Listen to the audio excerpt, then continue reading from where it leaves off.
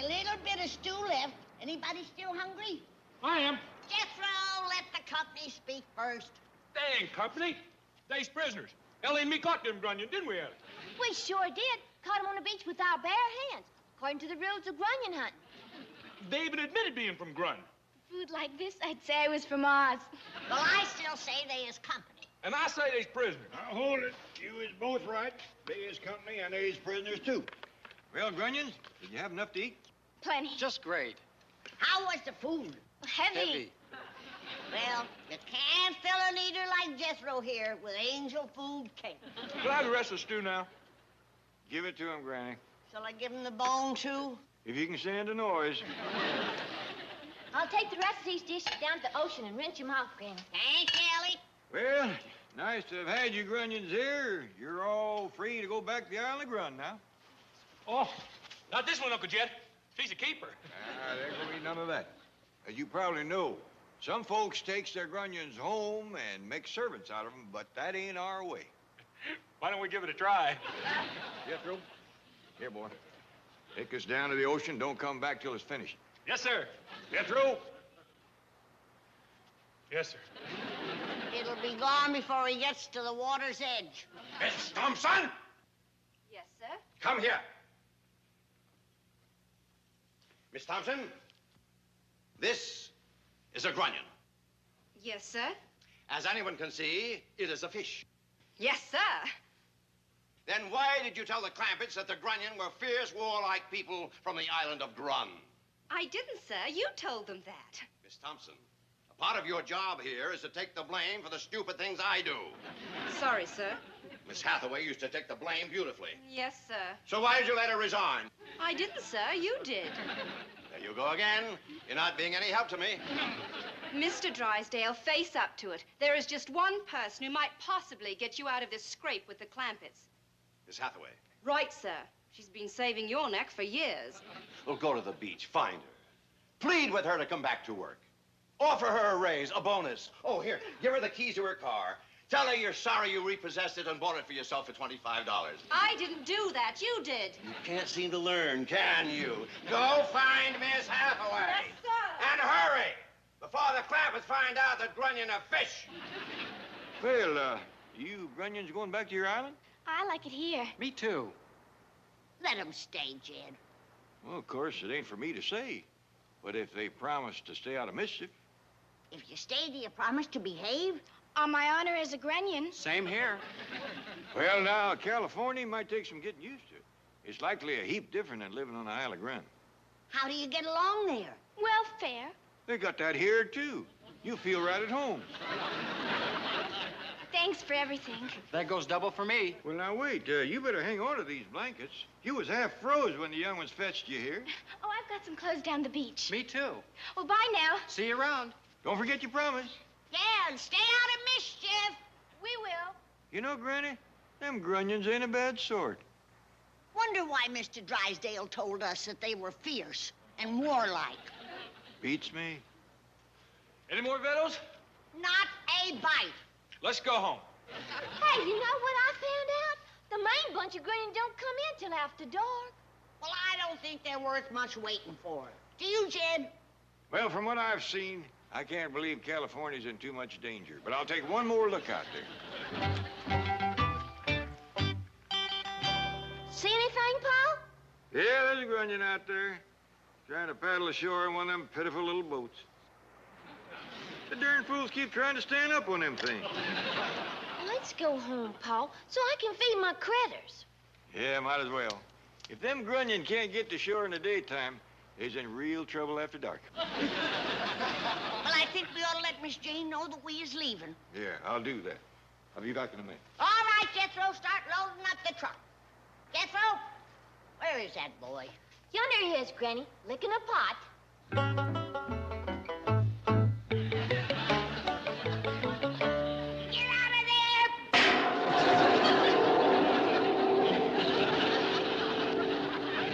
Lead him around, Ellie, till his brain stops shaking. Ahoy, Mr. Clampett!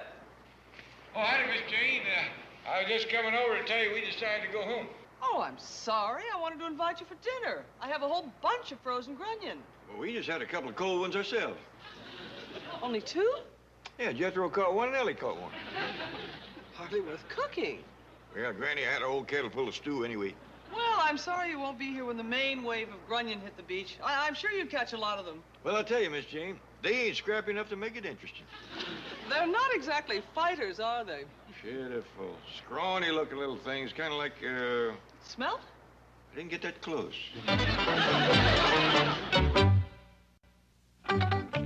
Yoo-hoo, Miss Hathaway. That looks like Miss Thompson from the bank. She's the girl who took my place. Oh, I'm so glad I found you. Oh, Miss Thompson, you remember Mr. Clampett? Yes, indeed. I'd see you, ma'am. Oh, Miss Hathaway, you must come back to work for Mr. Drysdale. No, thank you, Helen. Oh, please, he's just beside himself. Sorry. Well, I reckon I'll be moseying. Mr. Clampett, wait. Perhaps you could persuade her to return. I don't like to be butting in. Helen, I will think it over. Right now, I must get back to my place. I have a kitchen full of grunion thawing. Bye, Miss Clampett. Bye. You coming, Helen? In a jiff. Ta. Mr. Clampett, I do hope you'll talk to her. Mr. Drysdale needs her desperately. Yeah, he has been acting kind of peculiar lately. You know, he told us that grunions was fierce, warlike fighters from the island of Grunt. Yes, I know. They ain't fighters at all. These puny little folks about so high. Folks? Yeah, Jethro fetched him in a girl grunya. I'll bet she wouldn't weigh out 100 pounds. He was going to take her home for a servant, but I wouldn't let him. You still think grunion are people? Sure, of course. There's kind of a poor excuse for people, but they're still people. Hey, Uncle Jed, you done found yourself a cute little old grunion. She ain't my grunion. Then she's my grunion. Boy, put her down. No, sir, Uncle Jed. You made me let the other one go, but I'm gonna keep this one. Hee-haw! Turn her loose. Put that girl down. Someday I gotta have a long talk with that boy.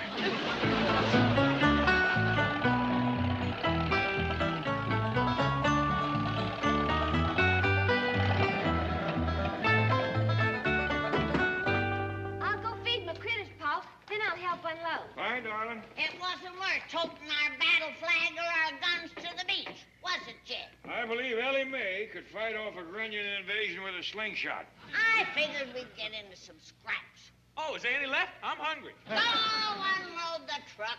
Go unload the truck. If you hadn't made me turn loose that grunion I captured, I'd have had her unload the truck. You don't hold with half the slaves, boy. That's right. We fought a war to make them Yankees give up that foolishness. Granny, you sure do get things twisted.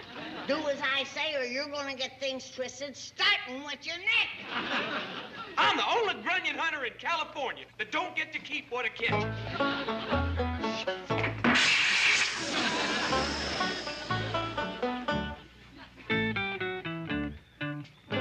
Well, that was real bright. Gotta be honest with you, Uncle Jed, it wasn't. In fact, it was kind of dumb. Oh, yes, sir. You see, that's where education really pays off. I can tell the difference betwixt what's smart and what's dumb. How about fixing the tire? But now you're thinking like an educated man, and I'll help you. Oh, Jethro, you were awful good to me. Well, I keep trying to close a generation gap betwixt us, but it ain't easy. You old folks keep clinging to the wrong value systems. Fix a tire, boy. It's hard for you to get away from that corporate image, ain't it? He's establishment through and through. Get busy, boy. I ain't supposed to trust nobody over 30, but this here is turning into meaningful dialogue. We might even get into a real rap session. You don't hop to it, you're gonna get the first rap. To think that my taxes goes to keeping people like you in power. Get it? That boy's got a lot of grunion in him, Jed. From the neck up, he's got it made. Except that Jethro will fight for the right cause. Like a pork chop.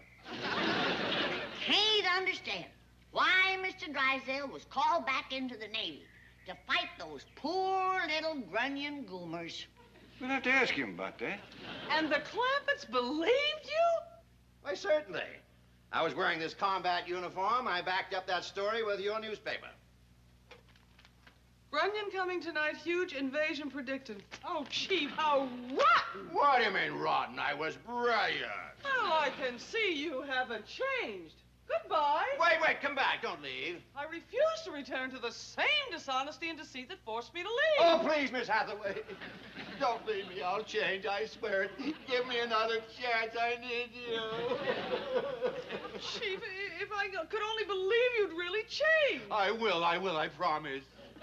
Do you promise to live a life of truth and honesty? I do. Do you promise to never again use trickery or deceit? I do. Do you promise to relinquish the quest for the almighty dollar and to seek instead the virtues of kindness, generosity, and charity? I do so promise.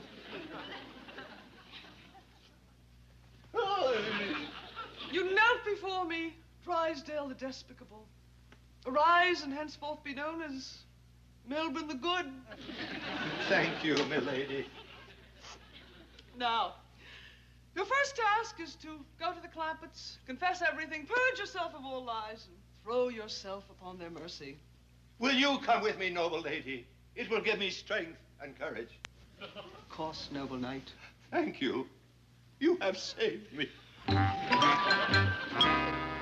Oh, how marvelous. You're together again. Miss Thompson, you see before you a new man, cleansed of all greed and avarice, dedicated to truth and honor. Yes, he's on his way now to confess his trickery to the Clampetts. Good show. They'll be quite surprised to hear that Grunion aren't really people. Surprised? You mean they still believe my story? Oh, absolutely. They mistook a couple of surfers for Grunion. Chief? Then I could have gone off to fight the invaders. Chief! I'm still a hero. Chief! What? I'll leave you! Well, who needs you? What happened to my noble knight? He's back in the saddle. Get lost.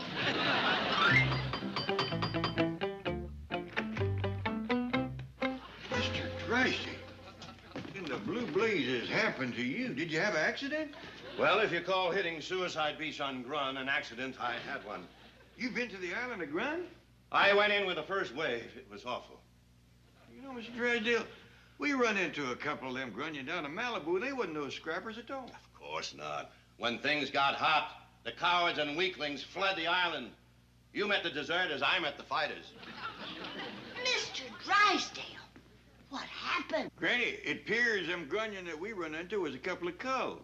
The Navy went into Grun and had them a real battle. No fool. Mr. Drysdale was one of the first to go in. Oh, you poor man, they must have shot you up something awful. Oh, it was nothing. I took a few sniper bullets going in, stopped a burst from a machine gun nest, caught an 88 in the chest, but I kept going. It's a miracle. It wasn't until I stepped on the landmine that I blacked out and came to in a Navy hospital. You sure have been through.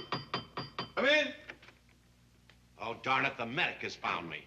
Seaman Drysdale, you shouldn't be on your feet. Excuse me, folks, but this man has lost a lot of blood. Oh, there's plenty more of that came from. How soon can I go back into combat? Combat? Why, they're waiting for you in surgery. He's carrying at least 10 pounds of shrapnel in this brave body. All right, I'll go under one condition. What's that? No anesthetic. But you could be on the operating table for 10 hours. I don't care. I must keep awake, alert, and ready to fulfill my obligation to Mr. Clampett. Me? What are you talking about? You have entrusted your fortune to my care. And while I'm unconscious, someone may talk you into making a withdrawal from my bank. He wouldn't do that to you. You're a hero. Hero second, a banker first. Mr. Drysdale, I won't draw out no money. Do I have your word? Yes, sir. Not a penny. Very well, medic. I'm ready. Tell the surgeons to save everything they take out of my body. And after the operation, I want them to strap me into the cockpit of a plane, and I'm going to drop that shrapnel on the capital of Grum. They haven't seen the last of Spunky Drysdale. Take good care of him, Doctor. Oh, I will. He's the greatest man I've ever seen. And if his bank is as strong as he is, that's where I'm going to deposit my money.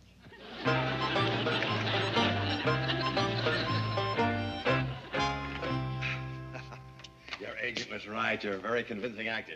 Thank you. Well, see you later. Hey, wait a minute. Now, what about my money? Oh, bring it by the bank tomorrow. Bring it. Well, didn't you just say you were going to deposit your money in my bank? Well, you told me to say that. Well, I believed you. You're very convincing. See you tomorrow. You call me, Pa? Yeah, Ellie. Didn't you say the main wave of Grunion's coming in tonight? Yes, sir, and I just talked to Mark down in San Diego. He says they're already coming in there. There ain't no time to lose. Well, tires fixed and trucks unloaded. Now can we eat? Oh, boy, we're going back to the beach. Now? That's right. Well, what for? To fight the Grunion. Wait on Wapdom. Not the fighters. They is coming in tonight. All the way from Grun? On them little tiny boats in the dark? That's right, and they is mean. I'll tell you something else. They is dumb. Fact is, they must all be over 30. Come on, Let's boys.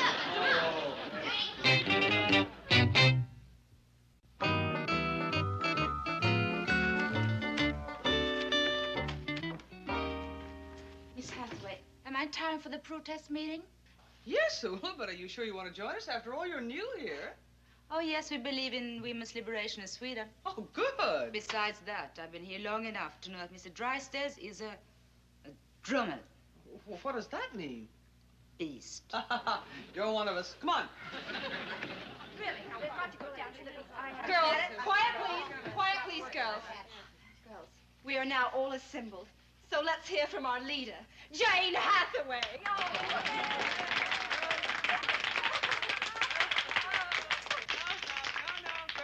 Girls, please. Thank you very much.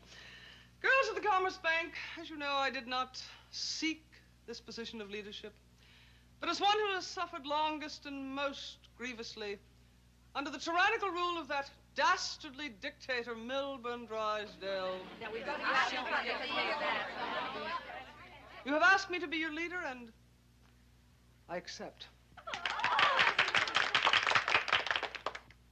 I shall not waste time detailing his latest act of perfidy. You have all heard how he invented the Isle of Grun to achieve his own greedy purpose. Please.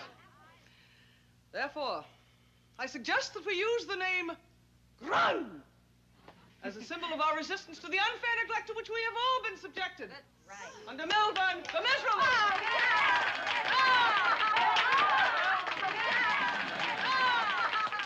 Now, girls, please. Now, Helen and I have made several of these. Pass among you and be picketing the bank when the beasts of Beverly Hills return.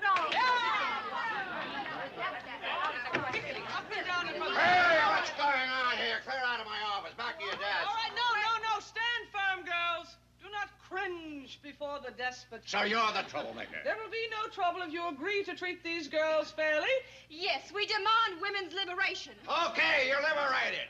You can have your next meeting at the unemployment office. Don't panic, girls. Don't panic. He can't run this bank without you. Rally behind your banner. Girls resist unfair neglect. What does that mean? It means that these girls wanted to be treated like men. Yes, we want the same pay as men. We want the same treatment as men.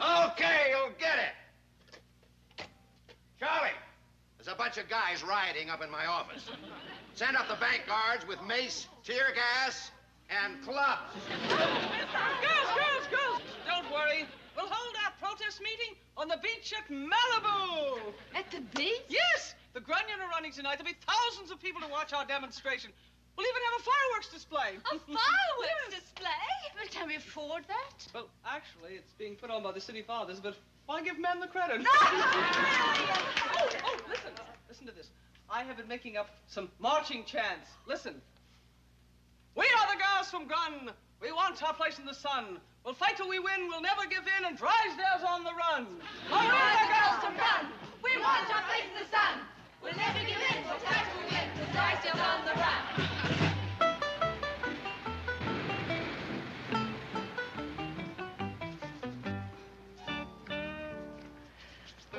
I wish they'd hurry back. It's spooky out here all alone at night.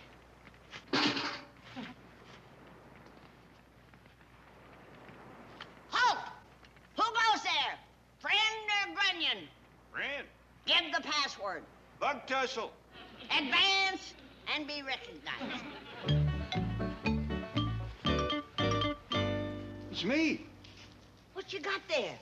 Granny, this here is what you call a grunion bucket. Appears we won't be needing our guns. Not even for the mean Grunions, the night fighters? Nope. First fella I run into says, "What you doing with a gun?" I says, "I'm hunting grunion." He says, "Here's what you use for grunion." He handed me this bucket. What do? Slap it over their head and capture them? No. Inside the bucket is these little fish. Fish? Yeah. All up and down the beach, folks was picking up the fish and putting them in the buckets. What for? Near as I can figure, when the grunion comes in, you throw the fish at him. That ain't gonna turn back no invasion. Now, Granny, you get hit in the face with a bucket of fish, and you ain't exactly gonna feel welcome. What a war. You throw fish at one another. Why don't we kick sand at the grunions? That'll scare them off. Granny, I'd agree with you if we hadn't seen how they shot up Mr. Drysdale. Well, if they fight so fierce on their island, how come there's nothing over here?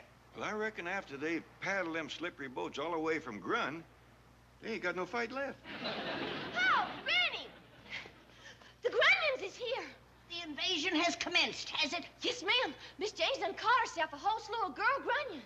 All girls? Yes, sir. And guess who they's mostly mad at? Who? Mr. Drysdale. That makes sense. He went into Grun fighting.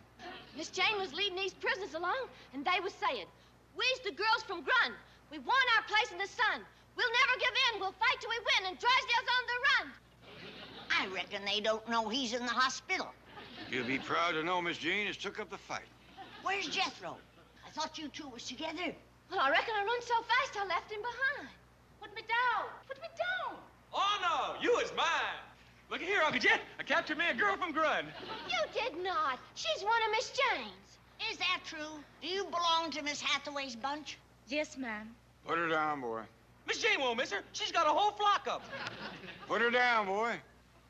Släpp ner med din drummel. See? She's even talking to me in Grun. Let her go, Jethro. Now, don't you try to get away. I'm taking you home with me. You ain't taking her no place. Don't worry, man. We'll see he behaves. So you're from Grun, huh? That's right. When did you hit the beach? About a half hour ago. Where's all your men folks? Oh, Grun doesn't have any men. No men at all? No, nothing but women. So long. Where are you going, boy? I'm swimming to Grun. That's my kind of island. Paul, want me to go out and fetch him back? Oh, let him have a swim. It'll cool him off. Hola. Oh, you're with the Clampetts. Hello again. Hi, Miss Jane. What's the news? How goes the battle? It's nip and tuck. Mr. Drysdale says he'll never surrender to the girls of Grun. Did you hear that, Jed? Old Spunky's back in the thick of it again. But Miss Hathaway says he's weakening. He was kind of weak to start with. Girls, girls. Over here, Miss Hathaway. Greetings, friends. Ula, Helen, come quickly. The girls of Grun are on the verge of victory. Oh, we are? Yes, Mr. Drysdale's about to surrender. Come on.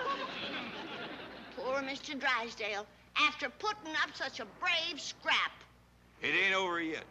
If you ask me, it's going to take more than an island full of women to whip Spunky Drysdale and the United States Navy. Oh, Granny, look!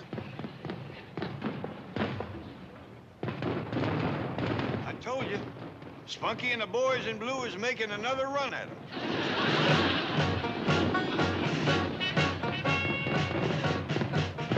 I wouldn't want to be on Grun now. Me neither. He is really catching it tonight. Bad or good, I got my best Sunday go-to-meeting outfit in there, and I don't want it falling off on the way home. Don't worry, Granny. Uncle Jed, how can one outfit weigh so doggone much? It ain't the outfit, it's the 70 pounds of mothballs. Now, hurry up and load the other stuff. Let's get going. But, Granny, we's going to get home in plenty of time for the Possum Festival. I got campaigning to do, speeches to make, votes to get. Jethro, let's show Granny the sign you made for her. Yes, sir.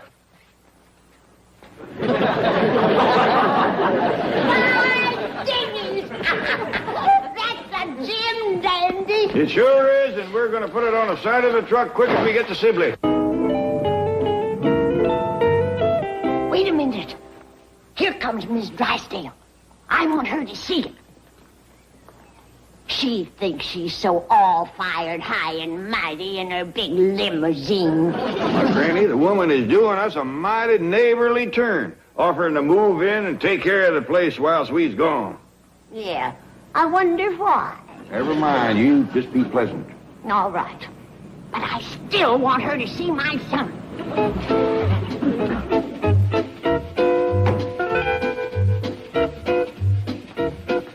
Howdy, Miss Drysdale. I'll take that young fella. Well, Mr. Clampett, here's your housekeeper all ready to go to work.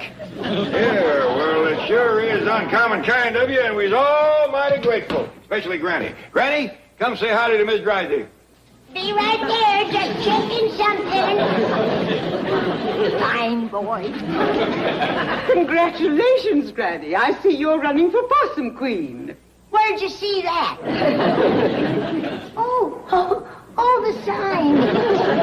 Well, it was kind of forced on me, but it's a great honor if I win. Being Possum Queen is about the highest honor that can come to a woman. Last year it was Lady Bird.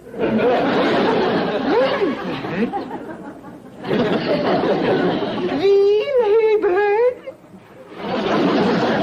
Lady Bird Hacklemeyer. She's the one that always takes first prize with her doilies at the county fair. That one. You know another Lady Bird Hacklemeyer? No. Well, can I help you load up? Oh, no. We can take care of that. You'd best talk to Ellie Mae about taking care of her critters. Oh, yes. That's something I'm looking forward to, caring for all those darling little animals. Now, Duke, you're the oldest, so you'll be in charge while we scum. Hiram, you're the biggest, so you'll be Duke's right-hand dog. Arnie, you keep your eye on all of them, because you're the smartest. And now remember, everybody, come Possum Day, Wendell is king.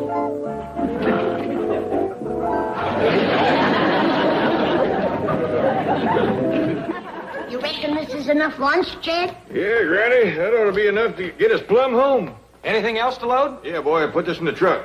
Oh, yes, sir. What is it? Lunch? Hot dogs. Didn't you pack nothing for the rest of you? Granny, look at there. Miss Drysdale's treating Ellie's critters like they owed her money. I still say we's gonna find her sugar is mostly sand. You've been grousing for 3 years because Miss Drysdale ain't a good neighbor. Now she's trying to be one, and you're still pecking at her. Jed, I've heard of sweet milk turning sour, but never the other way round. Ellie says she'll meet you on the truck around front.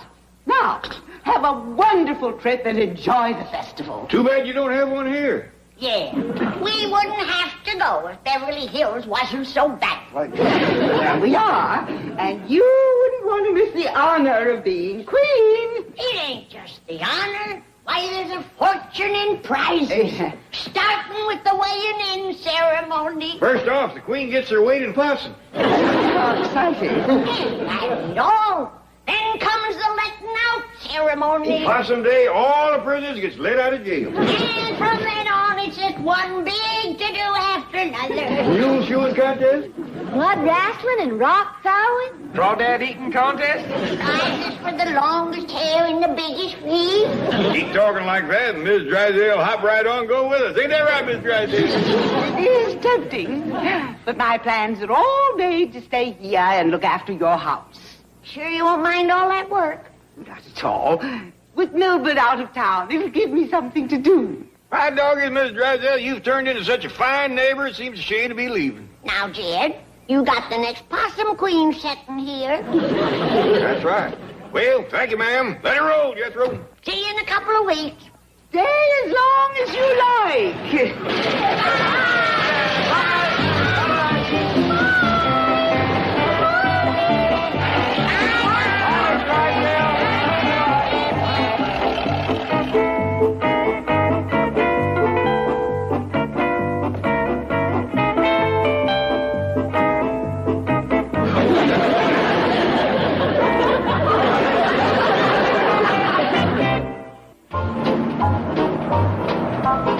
So, when I got a chance to fly back with Pendleton in his private plane, I figured why stay till Saturday. I'm saving airline fare, hotel bills, meals, taxis, comes to a bundle. Good, sound economic thinking, Chief. Well, it isn't just that. I'm a sentimental so-and-so. I had to get back to my loved ones. How sweet. Yes, sir. When we get to the bank, I'm going into that vault and fondle every bill. For a foolish moment there, I thought you were talking about your family. Oh, I called Margaret from the airport. She was next door helping the neighbors pack up to leave. I thought the Bensons were in Europe. They are. The Clampetts! Step on it!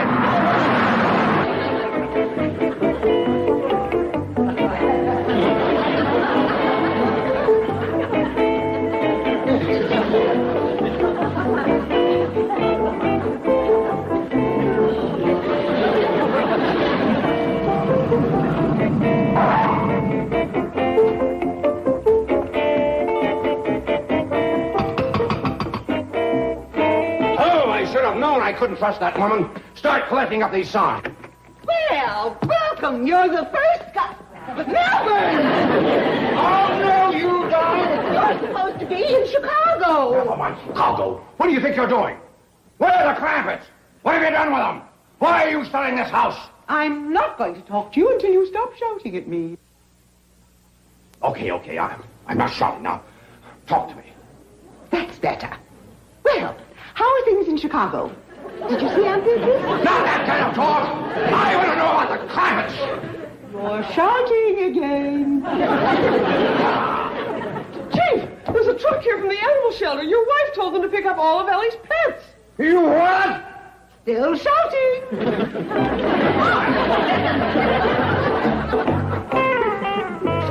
All right, Milford, all right. I'll talk. Okay, let's have it. Where are the Clampetts? On their way back to the hills, and good riddance. Quick, Miss Hathaway, we've got to catch them. Wait! What about me? Yeah, mister, you got the key. Oh, yeah. Here. Drive her through the middle of town and let her out in front of her beauty shop.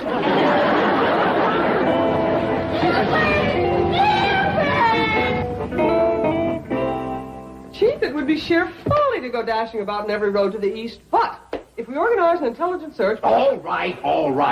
Alert the highway patrol, missing persons, the FBI. And I want roadblocks at the state line. And have a helicopter standing by for me on the roof. Hey, Mr. Drysdale. Be with you in a minute. And let's get some planes in the air. Have them fly over every... Oh, it's you. You're here. Oh. We just thought we'd come down and say goodbye to Miss Jane, but then we heard she was down at the airport fetching you, so we thought we'd wait and say goodbye. Excuse me, Mr. Drysdale, but you're cutting off my wind. It's just that I'm so glad to see you. Well, you've seen us, so goodbye. Bye, Miss Jane. Now, wait. Why are you going home? For the Possum Festival. You ain't forgot it's coming on for Possum Day, have you? Of course not. Well, you can celebrate it right here. We tried that last year. It ain't much fun when you're the only one celebrating. We drove all over town yelling, Happy Possum Day. Folks looked at us like we was hanging off our hinges. This year, we's going back home where they have a real festival. Bye. Wait. Well, I guess I'm going to have to tell you the big secret. Well, what is it? Beverly Hills is planning the biggest festival in the history of Possum Day. Chief! Oh, I know. It's supposed to be a surprise, but I can't let them go home and miss it. Well, tell us about it. Step in my office. Chief, I am certain that Beverly Hills Possum Festival cannot be nearly as good as the one they have back home. Oh, nonsense. She's just modest because she's in charge of the arrangements. Doggy, she is modest, ain't she?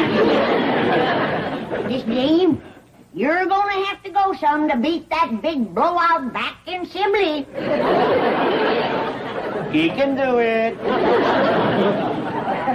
You gonna have a big parade? Gigantic, colossal. Crawdad eating contest? Of course. Jethro usually walks away with that. That and the big feet contest. How about rock slinging and mud wrestling? That's Ellie Mae's specialty. Well, you have Miss Hathaway's word. Her Possum Festival is going to be just like the one back home, only bigger and better. What do you say, Granny? I say let's go back home to Sibley. Why? 'Cause back there I got a good chance of being Possum Queen. You can be Possum Queen right here. I can't win an election in Beverly Hills. Oh, yes, you can. All right, Miss Hathaway? If I can put on the festival, she can win the election. Any riding a parade? Of course. Will lots of people see me like back home? More. Millions more. Millions? She'll be on television. Television? Me? Color television, coast to coast. Right, Miss Hathaway? Well, what do you say now, Granny? I say let's stay here and be on television. That's the spirit. Well, then it's settled. Now, we'll be running along. I reckon what with putting on a possum festival, Miss Jane has got a few loose ends to tie up. It'll be worth it. A thing like this could put Beverly Hills on the map. Look what it done for Sibley.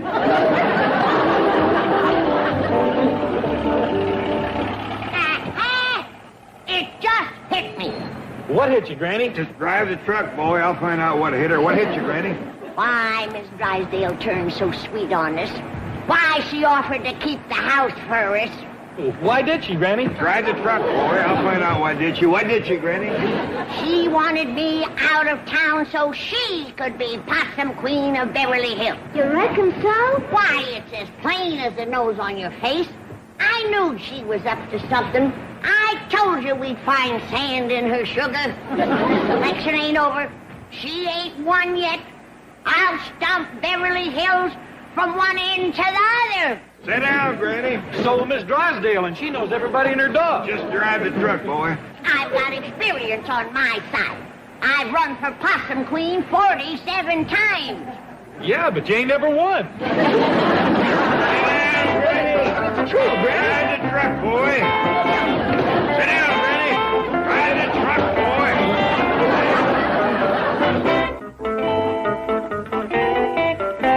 No, the Clampett mansion is not for sale. Those signs were a mistake. Now, will you real estate guys please stop bugging me?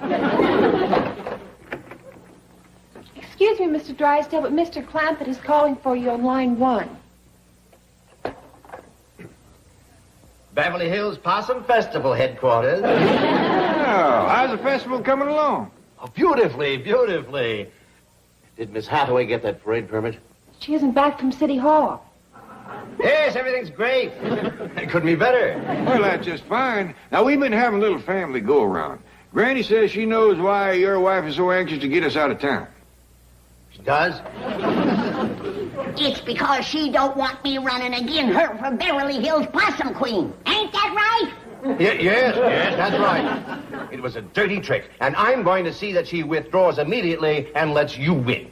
You tell her she ain't gonna give me nothing. I'll beat her fair and square in her own backyard. And furthermore, you tell her for me that she ain't nothing but... Granny's a little worked up.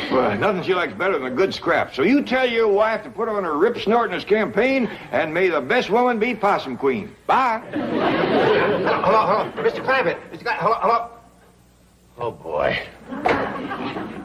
Well, what do you want? Do we get Possum Day off? I told you that woman was up to something. I told you she couldn't be trusted. I told you All right, Granny. Now, here's a chance to learn her a lesson. Now, let's get started on your campaign. Here's the girl with the good news. Well, let's have it. The city of Beverly Hills refuses to allow a possum festival, a possum parade, or the celebration of Possum Day in any way, shape, or form. All that good news? Cheetah, I implore you, tell the Clampetts the truth before it's too late. It is too late. Granny is all set to run against my wife for Possum Queen. Your wife? How did you ever manage that? Well, somebody has to get this show on the road. Now, let's see if you can hold up your end. You get over to that city hall and tell those jokers, I want my festival. Chief, I did everything humanly possible. I begged, I pleaded, they just wouldn't listen. All right, I'll bail you out. They'll listen to me. Because I'm not going over there begging and pleading. I'm going in there demanding. I'll show you how to fight City Hall. Put me down! You tell those ward healers they'll be sorry for this. I'm taking my possum festival to Pasadena. You people here in Pasadena are in a rut with that Rose Parade. Every year, the same day. Now, here's my idea. Let's have it next Wednesday, and we'll call it the Possum Parade. Instead of a Rose Queen, we'll have a Possum Queen. Instead of that same old football game in the Rose Bowl, we'll have mud wrestling, rock throwing, ball calling contest, crawdad eating. Now, wait a minute. This could be a great thing for Pasadena. Please, it was just a suggestion. Please. Oh, hey, I forgot. Can Granny hold her voting rally out in the bank parking lot? Well, I suppose so. Oh, thanks. Oh, come on down and see the campaign truck. It is a doozy.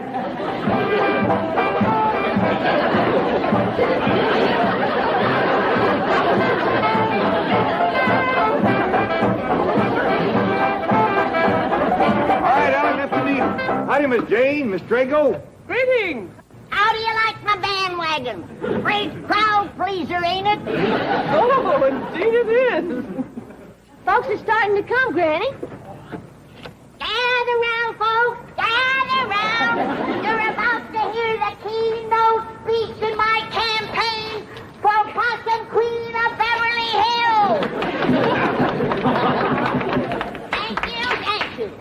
And now, folks, handshaking and baby kissing will be done at the end of my speech.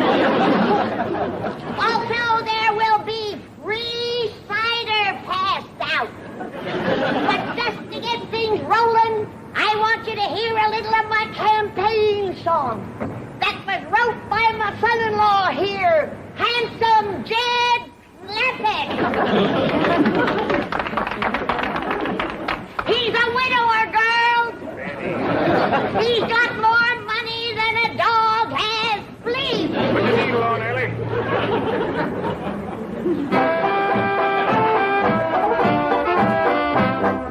Here's your choice for Possum Queen. Granny. She don't ride no limousine. Granny all the way.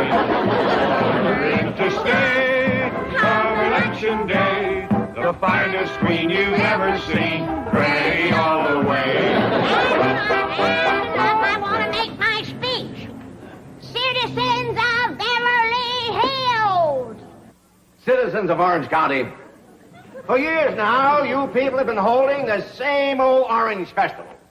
With an Orange Queen, an Orange Parade. Who needs it? Let Florida have the oranges.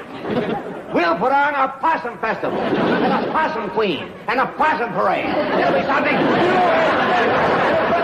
great guns.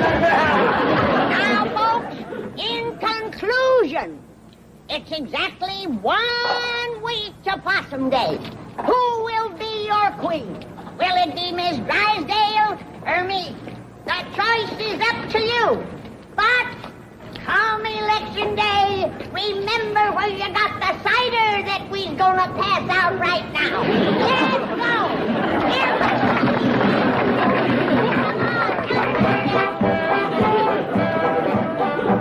Miss Hathaway, is there really going to be a possum festival?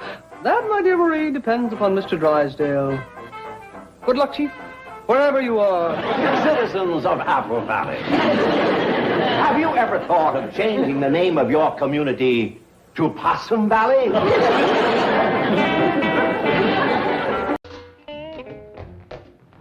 What do you suppose she wants? Well, it ain't time for vittles. Well, let's find out. Hey, Uncle Jed, it's that time of year. Maybe she wants to give us a tonic. Maybe, maybe not. Hey, I'll bet that's it. She wants to dose us. So, who's afraid of a little sulfur and molasses? Me. Everybody in the parlor.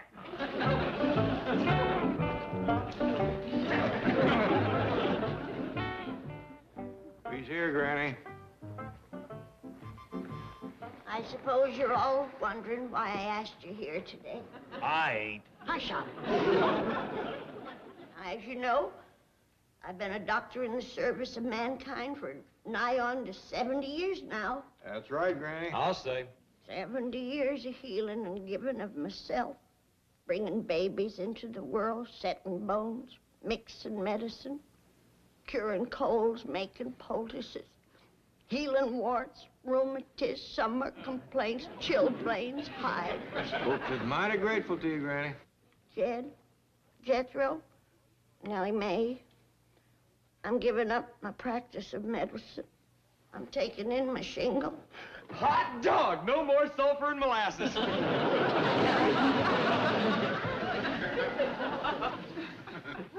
Granny, how come you want to quit doctoring? Can't tell you, Jed. I just know I gotta do it. Well, who's going to take care of us? I thought of that. Sit down. I may have to go back home, but I just can't leave you in this miserable city of Beverly Hills without one single trained doctor. Granny, there's more doctors here than you can shake a stick at. So I've decided to train one of you to carry on the traditions of the hypocrite's oath. Well, don't keep looking at me, Granny. I decided I don't want to be a brain surgeon. I want to be a soda jerk. And I want to be a veterinarian. Take care of critters. Well, the choice is yours to make. Thank you, Granny. Yeah, thanks, Gran. And the choice is to learn doctrine or get took to the woodshed. But, Granny... Never mind what, Granny. Hi, Jane. Hello, Mr. Clampett. How do you do, Mr. Clampett? Howdy, Miss Jane. What can I do for you? Well, it's about Granny and her doctrine. Shh, not so loud. Is Granny practicing again? Well, no, that's what I want to talk to you about. She's giving it up. Oh, that's a shame. We're going to miss her stump water and slippery elmoos and all those other wonderful medicines. Yes, but after all those years of service, she does deserve a rest. Well, that ain't what she's going home for. Going home? You mean back to the hills? Yeah, she's wanting to take her share of the money. Money? She can't think of all those millions of people out here that need her. Well, they ain't exactly been breaking down the door. Anyway, she wants to go home and go into research. Research? Yeah, she wants to devote the rest of her life to finding a cure for freckles. Cure for what? Freckles. Oh, I reckon that ain't the real reason, but that's all I could get her to say. Well, surely something can be done to keep her here. I don't know what. Her mind is set. Quick as one of the young'uns learns enough doctoring to take over, she's gone. So I just come over to give you a little head start to getting her share of the money together. Jethro Cypher, it'd come to about 16 million. No! Oh, one good thing. I did talk her out of taking it all home in silver. Wonderful. She'll settle for gold dust. Granny goes. Mr. Clampett will soon follow.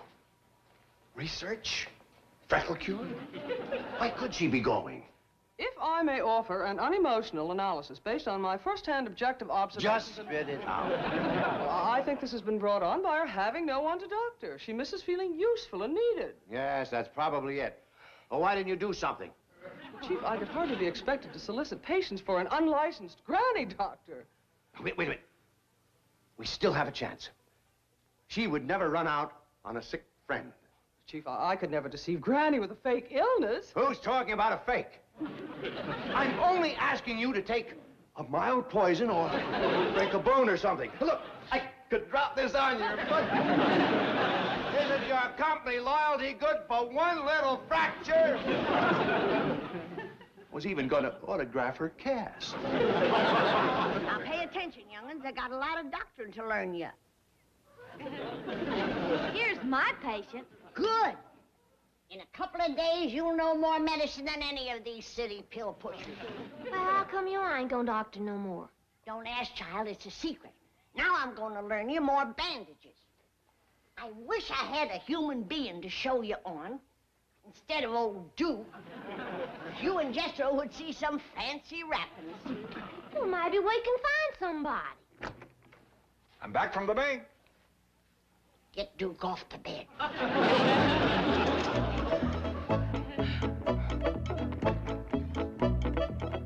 File these, please, Miss Hathaway. Oh, it's warm in here. Better turn up the air conditioning. Oh, please, no more. Why not? Well, don't tell me you're cold. I'm freezing. I'm going to get pneumonia. Oh, good girl. And when you do, I know just the doctor for you. She'll get you right in, no waiting. Dr. Clyburn. What are you running here, a frozen food locker? Hello, Roy. Why have you got it so cold, Milburn? Cold? Well, what makes you think it's cold? Well, for one thing, that. Now turn it off. Oh, all right. This girl's probably suffering from exposure. Get your feet-grabbing hands off her. She already has a doctor. All right, then what did he get me over here for? Come into my office. I remembered last week you were around trying to raise $8 million for a new charity clinic. Don't tell me you're going to cough up a donation. You suffer from chronic constriction of the wallet. Roy, how would you like all $8 million in one nice, neat little check? All of it? Well, if you could arrange that, I might even learn to like you. Sit down, Roy. No strings attached? Well, there's just one little thread. Sit down.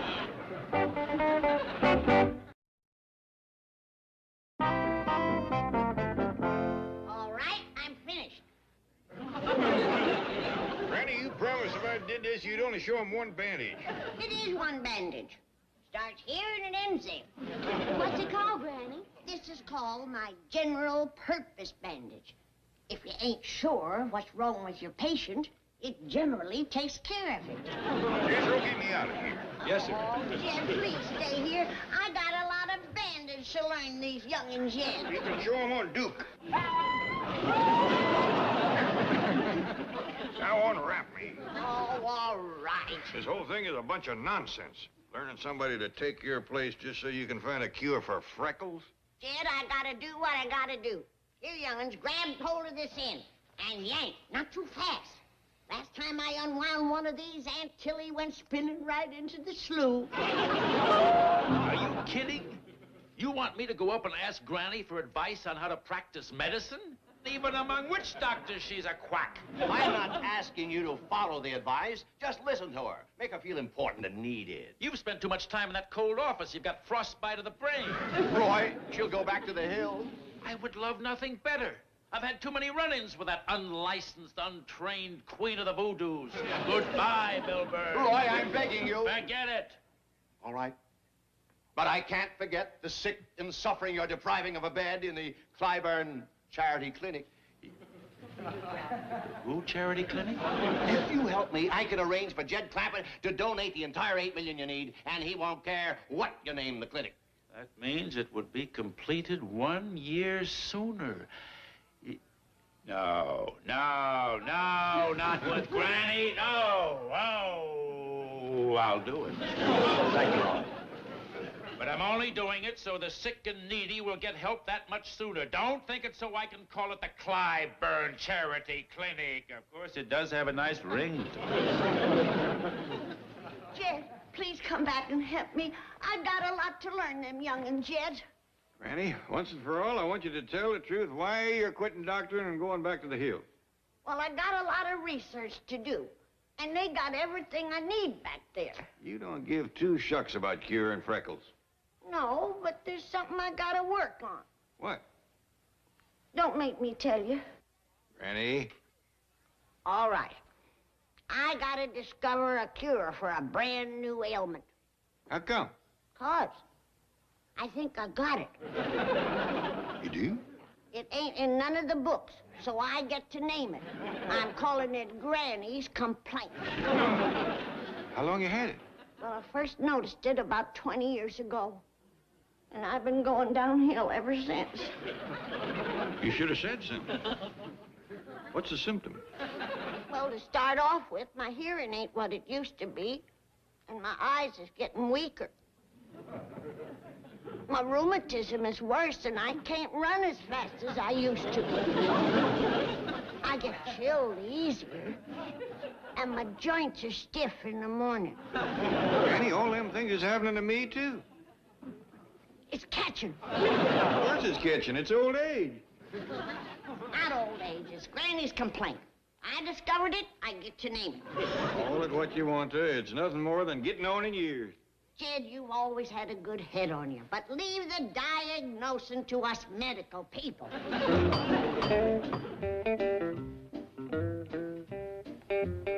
Funny, the last time I felt like this was just before they landed us at Guadalcanal. How do you do, Mr. Clampett? Dr. Clyburn, this is a surprise. I suppose it is. I came to see Granny. Oh, well, I don't know. She ain't in one of her very best moods, and at best, you two get along about as good as two dogs with only one bone. I didn't come to fight with her, Mr. Clampett. I came to ask her advice. Yeah, well, I'm afraid that, Ask her what? Well, I need some medical advice. Oh, well, that's different. I'll tell her. You better wait out here until I talk to her. Sometimes Granny starts shooting before she finds out what flag you're flying.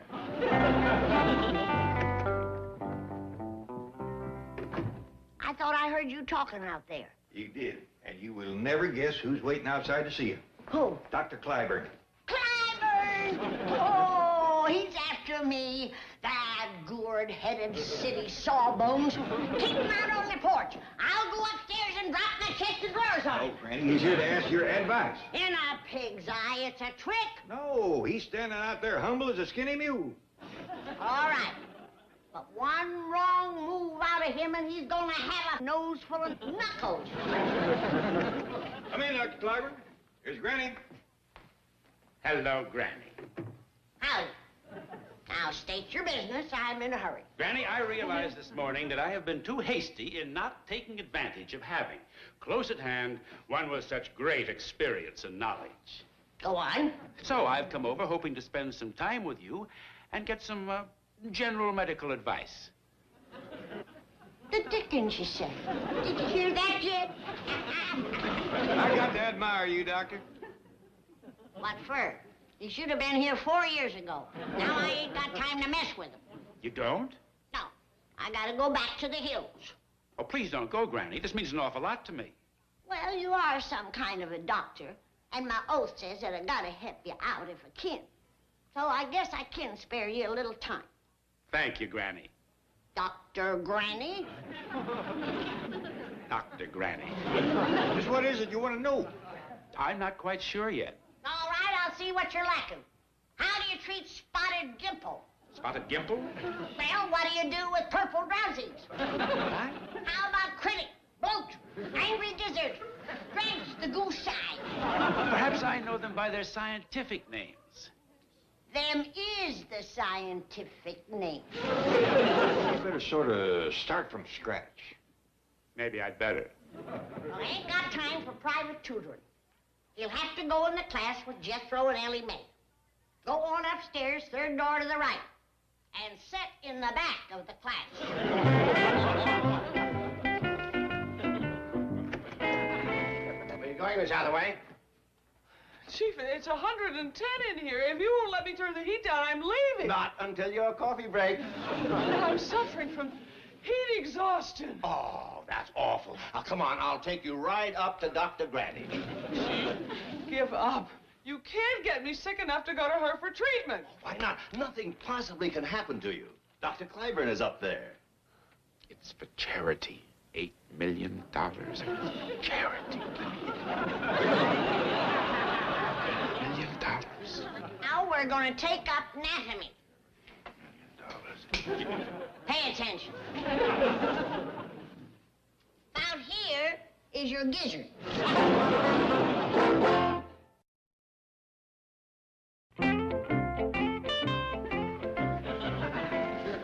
Granny, you know it's against the law to set up your still in Beverly Hills? It's against the law to make corn squeezers. This is my granny's complaint cure. Granny, I told you everybody's going to have Granny's complaint along about age 65. That's why I ain't taking the time to go home to find a cure. Case is an epidemic. While you're at it, I found 2 more symptoms. You have? Yeah, gray hair and wrinkles. It ain't old age, I told you that. And the whole world's gonna thank me when I find a cure. Well, leastways, I'm glad you give up trying to train the young'uns to take over for you. Well, it would have took too long to learn Ellie and Jethro. That's right. That's why I picked Dr. Clyburn. What'd he have to say on it? Well, I was just about to go tell him. He's in the kitchen, learning to make my skunk root dyspepsy potion. Dr. Clyburn, Roy? Oh, hello, Granny. Dr. Granny. I got some good news for you. Good news? I've been watching you, and I decided that you're the one to take over my practice. Your practice? This here is my patient file. Take good care of them. Oh, but Don't thank me. Just take it. You have this many patients? Well, to tell the truth, I ain't caught on too well out here. Jed, Jethro, Ellie Mae. That's about it. Granny, why are you doing this? I suppose I'll have to tell you. Sit down. Now keep this a secret. I ain't as well as I look. What's wrong with you? It don't matter. What matters is I got to find a cure for it. Well, if you tell me about it, I'm sure I can help you. Roy, you've got talent. But for a young fella, you're awful cocky. Over that fire out yonder, I got cooking every root, berry, powder, potion, known to medical science. How are you going to beat that? Well, for one thing, have you tried penicillin?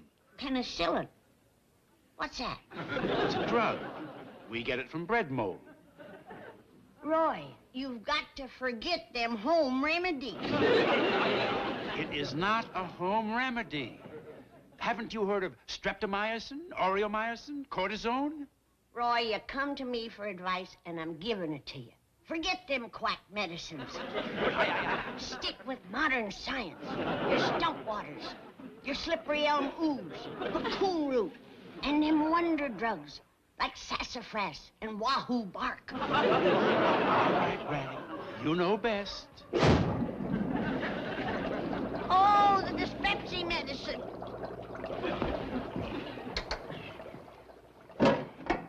You done ruined the potion. I mix everything in there you told me. I put the lid on the kettle. On the kettle, it should be in it.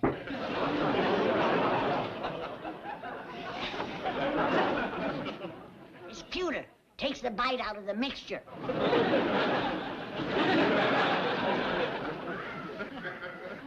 Too late. It's done turned. This will never work. Everyone will know you're faking. What else am I going to do? You let me down. I can't depend on Clyburn to keep her here. Well, I categorically deny Now, that I have... start that again. Just drive back and try to round up some sick people for Granny. If you have to, hit a couple of pedestrians.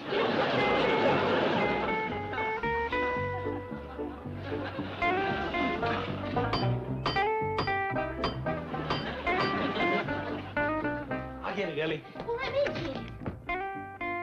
Mr. Drysdale? What's wrong with you? I'm not sure. Is Dr. Granny here? Well, I think she's out back. I'll run and fetch her. We know a heap of doctoring after this morning. Let's surprise Granny and give him a little of that there first aid. We don't know what's wrong with him. Ellie, you sure ain't too bright. It's a perfect time for that there general purpose bandage. Don't worry now, Mr. Drysdale. Everything's gonna be all right.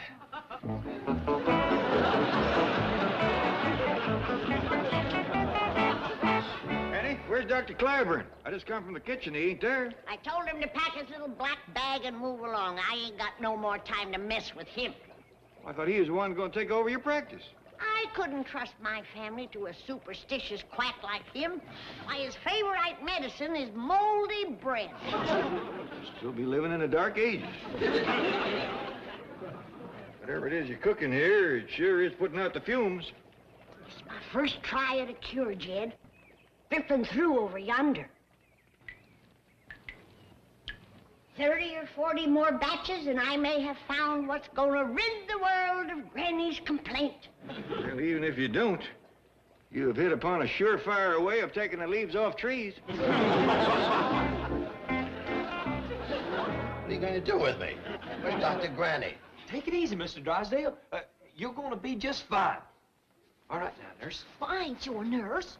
Look, I'll be the doctor today, and tomorrow you can have a turn. All right, now, I prescribe a great big domper of sulfur and molasses. I'll get that. You go on down and heat up some of that crow soup. Now, you stay right there, Mr. Drysdale. We'll be right back. Oh, howdy, Dr. Clyburn. Go on in and see how we fix Mr. Drysdale. You mean Milburn Drysdale is in there? Oh, yes, sir. And if you don't mind, we took the case. Milburn, do you know what you got me into? Don't tell me your troubles. Look what I've gotten myself into. And it's all for nothing. Granny is not going back to the hills. She not? No, so that'll be $8 million. Later. Help me get out of this before Granny sees me. All right, now what about my $8 million? Come on, we'll take your car. Remember, Jethro, tomorrow you're the nurse. Well, why don't we trade off every other week? I'm getting to like this doctor and stuff.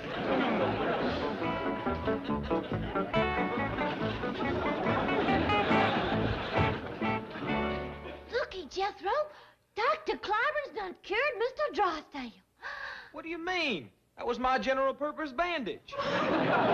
These hands, they was meant for healing. I got the gift. Dad, I done it. Come quick. Dad, I found the cure, Dad. What's the matter, Granny? Dad, I found the cure, and on the first batch, I've cured Granny's complaint. Granny, there ain't no cure for Granny's complaint. There is now. It took care of all of my symptoms. I'm even seeing twice as good as I ever did before. Twice as far? Twice as many. There's two of everything. I'm even hearing bells I never did hear ring before. There ain't no bells ringing. That's because you ain't had none of my cure. The pains have all gone out of my joints. Instead of chills, I got a nice, warm feeling all over. My rheumatiz has plumb disappeared. I feel like a young'un again. Yahoo!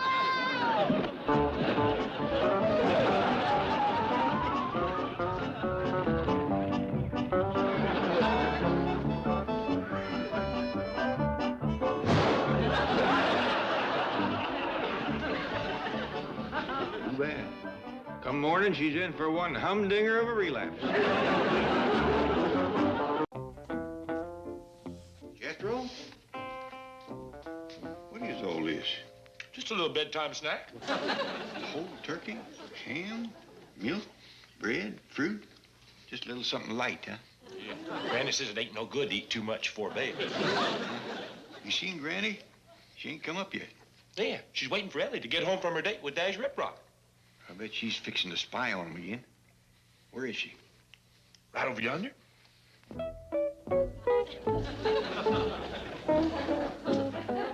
Her ear trumpet? Yeah. I reckon she figures listening's safer than looking. Remember what happened the last time Ellie had a date with Dash? Yeah, she fell off the roof, telescope and all. Right into the backseat of Dash's convertible.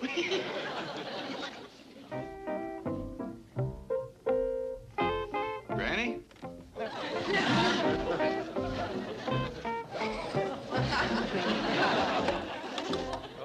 Wake me slow, Jed. You'll never believe the dream I'm having. Granny? Where am I? Oh, I must have been sleepwalking. You was fixing to snoop on Dash and Ellie. You call it snooping. I call it taking an interest. My Ellie Mae and Jethro are closer to me than my own young'uns. They're my precious jewels. All I care about is protecting them. Thank you, Granny. Ah! My dinner ham and my roast turkey, both. I'm only eating the turkey now, Granny.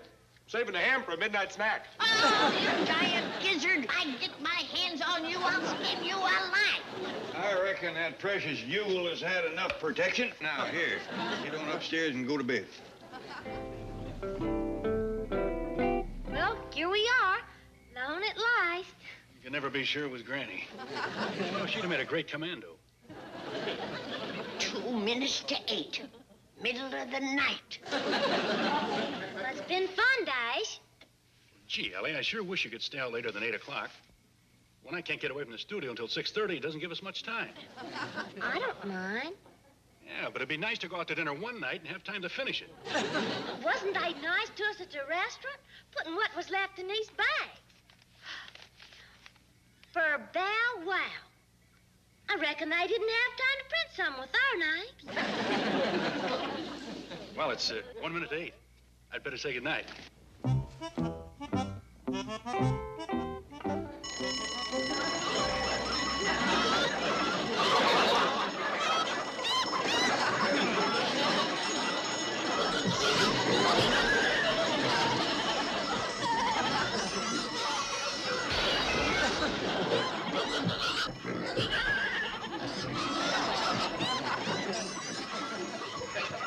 Hey, where is he, Granny? Where's the chicken thief?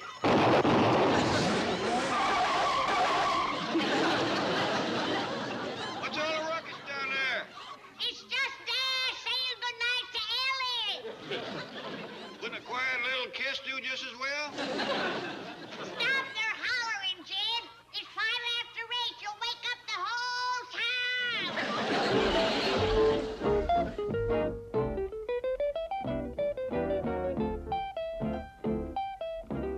Dash is playing King Henry in this picture. Oh! There he is, Chief, out there in that castle set. Dash! Hello, Dash! Oh, hi, Mr. Drysdale. Hold a rehearsal, Joe. Stay where you are, Mr. Drysdale. I'll be right down. Oh, look, Chief, he's going to swing down to us. He does that stunt in all his movies.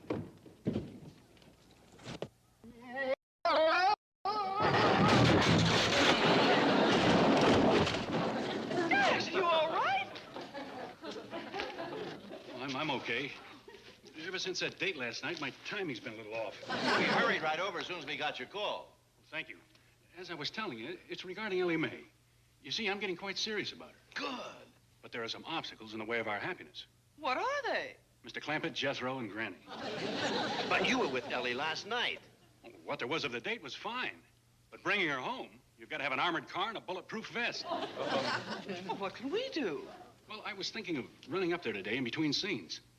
Now, if you could talk to him before then, explain to him that my intentions are honorable and that they can trust me.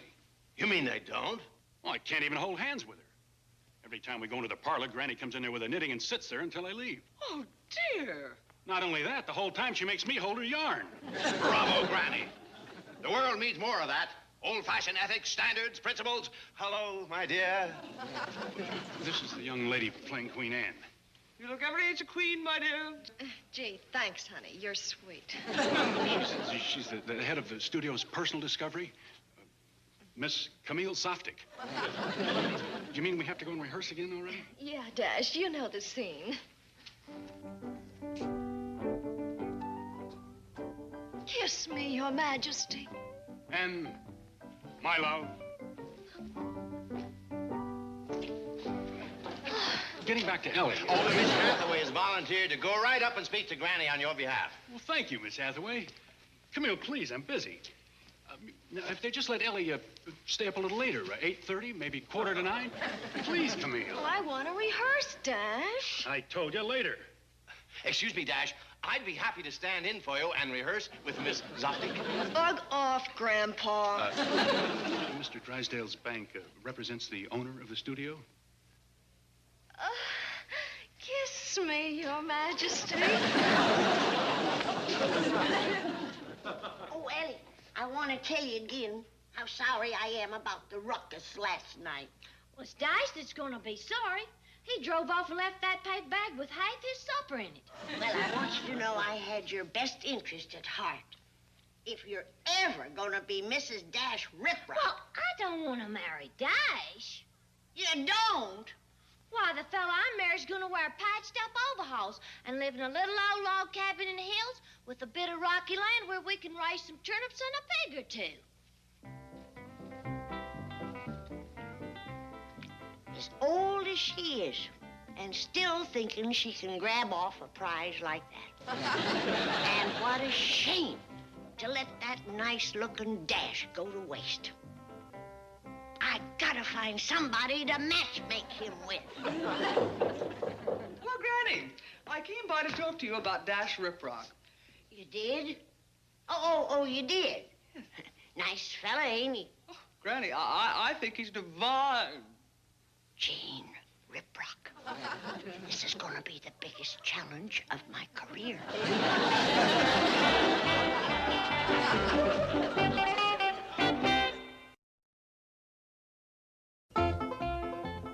Stop that, Ellie. It ain't ladylike. Oh, it's all right, Granny. I'm letting him win. If Dash Riprock was to walk in here right now and ask you to marry him, what would you say? I'd say gone squirrely. Hush, Bob. What would you say, Ellie? Oh, well, I'd have to say no. I like him lots, but I don't love him. I just wanted to make sure. Now, I want to match make Dash with Miss Jane. Miss Jane? Why, you're greening me. Will you hush up? I don't know when your mouth is a bigger nuisance, when you're talking or when you're eating. I think Dash and Miss Jane make a dandy couple. Good. Now, what we have to do is to get Dash's mind off of you and on to Miss Jane. That means talking down Ellie and talking up Miss Jane. I volunteer to talk down Ellie. Now, here. Now, we gotta work fast. Miss Jane is in the parlor. She says Dash is coming by to see you today. For a little while, he said. Good. Now, I'll go out and start selling her on Dash. And after a little while, you come in and help. Yes, well, this'll be easy. I hope so. Because selling him on her is going to be harder than peddling a hairbrush to a hedgehog. And he's polite. Ain't nobody got better manners than Dash Riprock. And strong. Why, you would never need a plowing mule with Dash around. Yes, Granny, and he's quite trustworthy. Trustworthy? Why, he'd rather walk barefoot through a stubble field before he'd tell a lie. And he's got them rugged good looks and deep voice, and he's so all-fired charming. Oh, Granny, stop bragging on me like that. Dash Riprock's here. And wait till you get a look at him. Miss Jane, we are about to meet one of the biggest movie stars in Hollywood today. And in spite of that, he is as simple and down-to-earth as anybody you'd ever want to meet. Hi, ladies. Well, he might have gone a little Hollywood. You run along, Jethro. Take my advice. Get rid of them show-offy clothes. You'd look a whole lot nicer in a plain suit and tie. I've only got a few minutes. Will you tell Ellie I'm here? Yeah. But if you only got a few minutes, I doubt if she'll make it. Usually it takes her all afternoon to put on her makeup. That doesn't sound like Ellie Mae. You ought to see the old gal before she slaps on her war paint. Suppose I shouldn't have said that. Shame on me. How about that? Now she's making up excuses to keep Ellie and me apart. I don't understand it. Before you came, she couldn't say enough good things about you. You don't suppose Granny's got a short in her wiring, do you? Oh, I don't think... Well, I suppose at her age, the insulation could be frayed a bit. Hey, Granny, hey, shouldn't you be in there matchmaking or prodding old Dash or something? Now, you leave the affairs of the heart to me. Your specialty is the stomach. When do you think Dash is going to propose? I just hope it's within my lifetime. I'm afraid I sold Miss Jane on Dash too strong. She's probably overeager, and she's doing everything all wrong in there. Granny, I'd like to take Ellie out tonight. I was right. Well, here comes our little head turner now. Miss Jane? Oh, yeah, that's right. She sure makes me feel like turning my head. How about you, Dash? No, I mean... Granny, I've got to get back to the studio. Can I take Ellie to a premiere tonight? Oh, my, a premiere. Doesn't that sound exciting? Oh, it would be thrilling, I know. Then it's all settled. What time are you picking Miss Jane up? What? Oh, no, he means Ellie. Oh, you'd like to go to premiere tonight, wouldn't you, Ellie? Well, thank you. I'd love to, Miss Jane. When are we going? I'm taking Ellie. It's my new picture. We'll have an early dinner and... Now, hold on. Ellie can't go unless she has a chaperone. Miss Jane. All right, anything. But I don't have a date. You do now. Me? Now, don't worry about an early supper. You can have it right here. Well, I was thinking of candlelight, a little spot with some romantic atmosphere. All right. You can eat in the court and parlor. Oh, boy. And don't worry about the early part. I'll start serving at 4 o'clock. I thought you was in such an all-fired hurry. Well, I do have to go. I'll see you later. Ellie, the dress is black tie. All right. Maybe I can borrow one from Jethro. It's all right, Dash. I'll take care of everything. Thanks. Goodbye, all. Bye. Bye. Goodbye. Hey, Dash. I hope at your wedding you'll let me be the feller that stands next to you and gives you the ring. You know, the bridesmaid. Jethro, I don't know what you're talking about. Anyway, I gotta be getting back to the studios. I'm due in front of the cameras. Oh, hey, so that's why you're wearing them fancy duds. You shooting a Western? Jethro, this is a Henry VIII outfit. Oh, well, you tell old Hanky. Sure knows how to sew together fancy clothes. Of course, he did make the pants awful short. Well, your long johns are showing.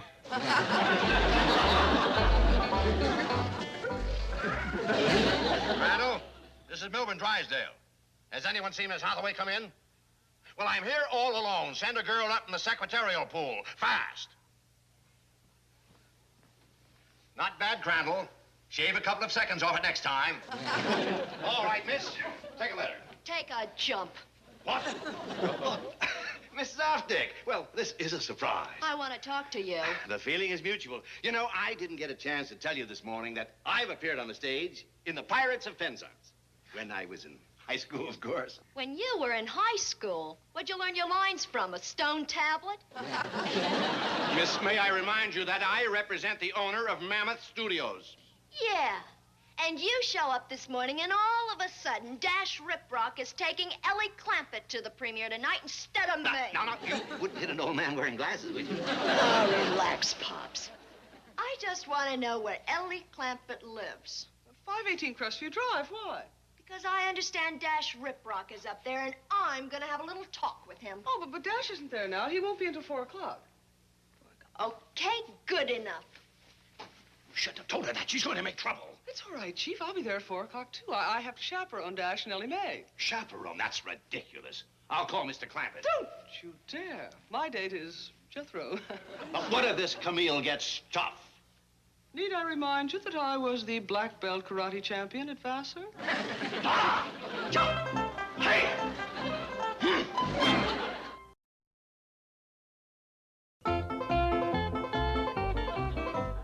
Oh, you look just fine. I hope you don't mind giving up the premiere. Not for Miss Jane, I don't. How's this dress and shoes only pearls look? Just right. Now, remember, my plan is to make Dash think that Miss Jane is as popular with the fellas as the punch bowl at a barn dance. Yes, sir. When Dash gets here, he's got to choose betwixt you and Miss Jane has got to win. Now, it ain't so far-fetched. Like fishing without bait. Yet it ain't impossible. Miss Jane's coming in the driveway right behind me. I gotta get upstairs and put on my premier clothes. Now, remember, at supper, I want you to reel off all of Miss Jane's good qualities to Dash. Yes, ma'am. Oh, can you give me one to get me started? I'll give you one right up the side of your head. Yes, Miss Jane. Now, remember, we have got to get Dash to want to take Miss Jane to the premiere instead of you. Yes, Granny. And with you looking like that, and Miss Jane all gussied up fit to kill, it'll make it much easier. Well, I'll bet you he'll run to Isker. Don't ask for miracles. I'll be happy if he just shuffles over slow-like. Well, Miss Jane. Hi. My. How lovely you look. I am so excited, I just threw on my gown and rushed right over. Oh, then you didn't have time to fix your hair or put on your makeup. Well, as a matter of fact, I have. Oh, of course. These old eyes ain't what they used to be. Ellie, surely you're not going to the premiere dressed like that. We hadn't planned to. We expected a little more help from you. I beg your pardon. Hi, Dash. Hello, Ellie. You look absolutely... Miss Hathaway, Granny, You all look absolutely interesting. Well, everything's ready in the courting parlor, but you better check, Ellie. Things have been awful hectic since everybody knew that Miss Jane was going to be here. Really? Oh, what do you mean? The fellas that have been calling for you. Every young, good-looking matinee idol in Hollywood. Me? I should say. Raymond Navarre called. John Gilbert called. William S. Hart. Dustin Farmer. Rudolph Valentino. He's especially anxious to talk to you. You must be joking. Oh, no. The list goes on and on. Oh, that Miss Jane is a regular Vilma Banking. I wish Ellie Mae was as popular, but she only gets phone calls from her old classmates at the rest home. Hi, Dash. Miss Jane, you're looking prettier than a smoked turkey. Miss Jane gets them kind of compliments all the time. I'm gonna change into my premier clothes after supper. Is it time yet, Granny? Yeah, I just hope that Ellie Mae's got Miss Jane's flowers out of the way. Flowers? From all of your boyfriends. They've been coming all morning. You can't be serious. Just look at that. With all she's got, she's modest, too. Go on in. See for yourself. Hey, how about them flowers, Ellie? The fella at the flower shop said he cleaned out the whole place for me. Yeah, he did. Come on, let's go. Look at this. You think Miss Jane ain't popular?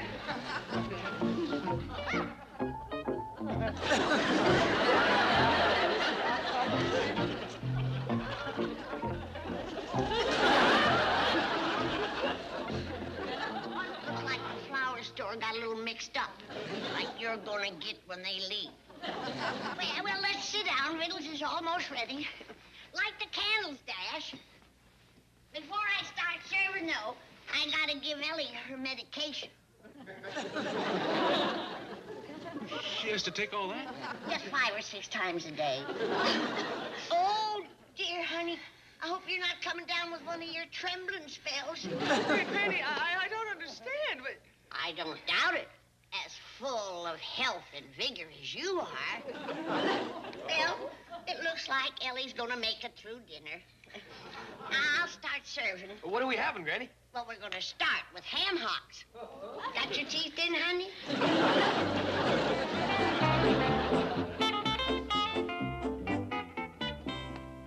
How's it going, young'uns? It's miserable. I've been eating ham hocks and complimenting Miss Jane for an hour, and Dash just keeps looking at Ellie. I can't think of another thing to do.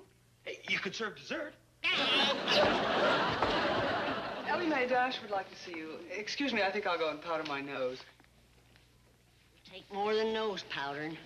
Might as well go on in, honey. I give up. But don't worry, Granny. I got an idea.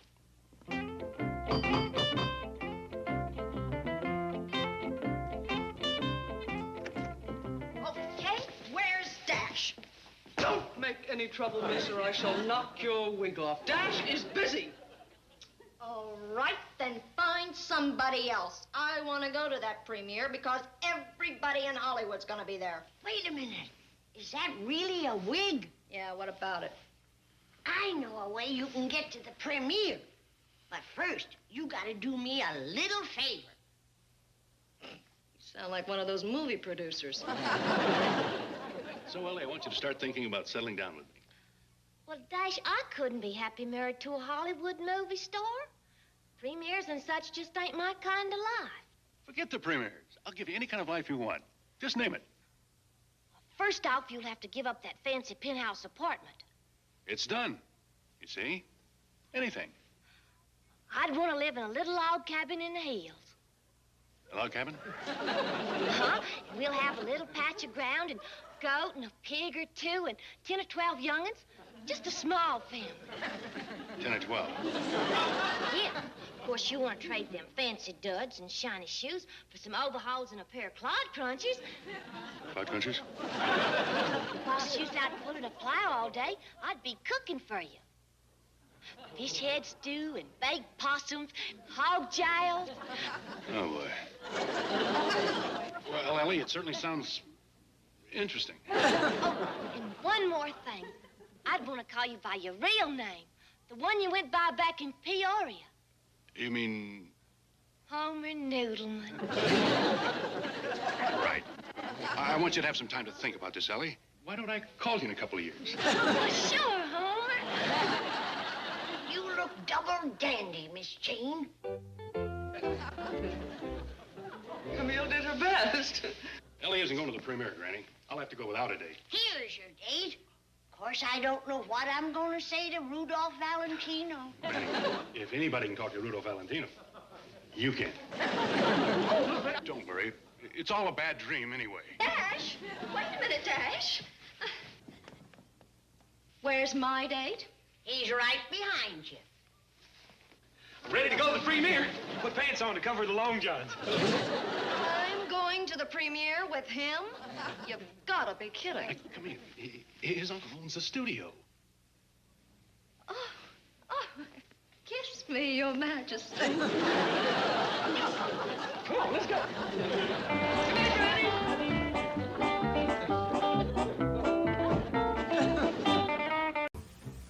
You know, Ellie, I'm glad company is coming. We don't get much chance to use this fancy eating room. No, Jethro and Paul uses most of to play what you call pool. I don't see much sport in it myself. Well, what can you expect from a game that you play on the dining room table? You reckon I ought to set 8 places? Is it for sure Miss Flat and Miss Scruggs is a-coming? Well, we know that Lester's bringing his wife, but we don't know for sure about Earl. But you better set a place for Louise, just in case. Yes, ma'am. Whereabouts you want Jethro's plate? Put him up at the end yonder there. When he goes to eating, I don't want the company in bruising range of his elbows. How's it going, girl? Jed, why ain't you on your way to the airport? You're going to be late picking up Lester and Earl. Well, according to Jethro, we got plenty of time. He says he's got a new way to get there. I wouldn't trust no shortcut if that eating machine picked it out. Well, this ain't no shortcut. He says he got something new he put on the truck. What is it, Paul? I don't know yet, Ellie. I think he wants to surprise me with it. But he said it's going to be a real time saver.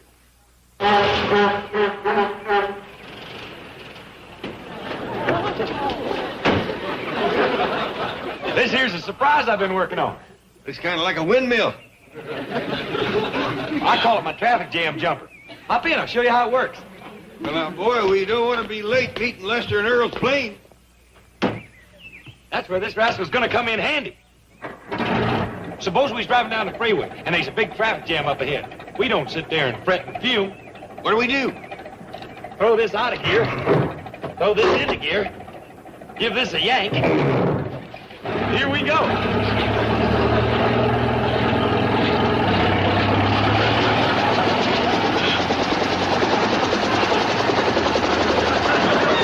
We're leaving the ground. That's the whole idea. We just fly right on over that traffic jam.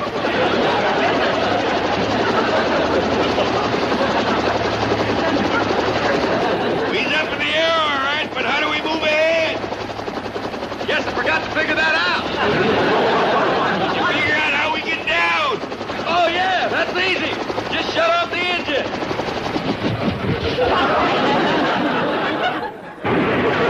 What do you suppose that was? We best go see. Well, other than that, what do you think of it? I'll tell you later. Right now, I got to get somebody out to that airport. Oh, Ralph, I haven't been able to find Mr. Drysdale. Will you tell him I have to rush out and do something for the Clampetts, and I'll explain when I get back.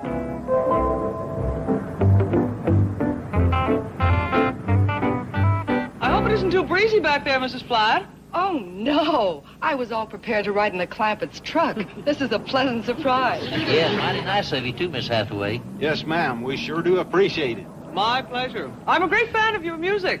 Unfortunately, I don't get to hear you very often. I tell you what, we'll be doing a couple numbers as soon as we get to Jed's place.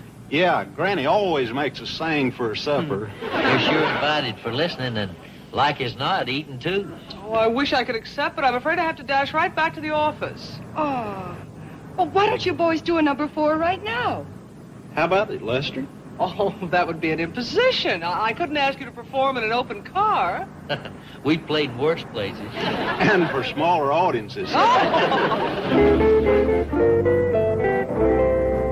Margaret, I've asked you not to call me on this car telephone. It's for business.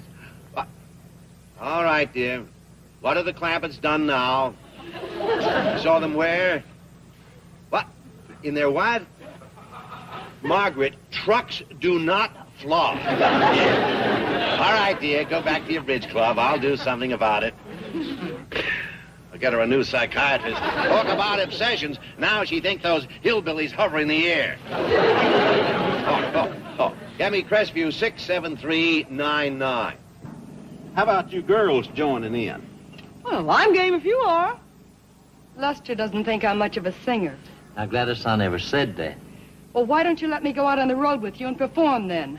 Well, darling, that's because you don't sing her kind of song. If you let me sing my kind of... Here we go. Everybody in the same key now. Little Brown Jug. You and me, little brown jug, oh, I love thee. You and me, little brown jug, oh, I love thee. What do you mean Miss Hathaway isn't there? I left her in charge. Well, ring her office again. Well, ring the secretarial pool. Isn't that Miss Hathaway coming towards us? I believe it is, sir. Well, there's a couple of fellas in the car. And another girl. They're singing. She's out on a date while my bank goes to pot. What? You bet I've got a message for her. She's fired.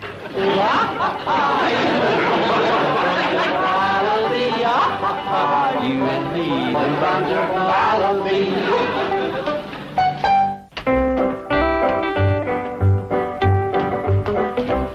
I'm sorry, Louise couldn't come along. Oh, so was she, Granny, but one of us had to stay and look after things, and she volunteered. Well, it was nice of her to let you have the cooking lesson. Another cooking lesson? Didn't she show you my letter? I told her that this time I was going to learn you city girls everything. From pickling pig's knuckles to making hogshead cheese. And he's going to start with butchering the hog. Oh, thank you for watching my desk, Miss Murray. Any messages? Just this one. You may return to the secretarial pool. I'll call. This says I'm discharged. Yes. Everybody's sorry to see you go. We started taking up a little collection for you. I'm sure this is some sort of... if this is somebody's idea of a joke, I don't... Oh, Miss Murray, will you... Well, if it isn't the playgirl of the Commerce Bank. Chief, what is the meaning of this? Well, let me see if I can translate it for you. Discharged. That means fired, canned, sacked. I need employees who are trustworthy and obedient. Wait in my office. Yes, sir. I don't need employees who skip out the minute my back is turned. Chief, if you're referring to my absence in the bank... I'm referring to you joyriding along Whittier Boulevard with that flashy blonde and those two Texas beer salesmen. You and me, little brown jug. Oh, what a double life you lead. Trim, prim Miss Hathaway in the office. And the minute my back is turned, it's Happy New Year. Mr. Drysdale, if I am to be turned out without a hearing? Without a hearing? Everybody along Whittier Boulevard gave you a hearing. You and those off-key butter and egg men. Before I leave, I think you should know that my passengers were Mr. and Mrs. Lester Flatt and Mr. Earl Scruggs. Dear friends of Mr. J.D. Clampetts, at whose request I picked them up at the airport. Goodbye. Come back to your desk. Can't you say it was a joke? I don't consider it a joke to be humiliated in the eyes of my fellow employees. Why, they even took up a contribution for me. Oh, really? Well, let's see. 53 cents. I tell you what, if you stay, I'll make it an even buck. Your generosity is overwhelming. But if this is my reward for 10 years of faithful service... No, thank you! No, wait! That's only the beginning. From now on, you don't have to work Sundays. And you can take a full 20 minutes for lunch every day. And no more working late. I promise you'll be out of here by 9 o'clock every night.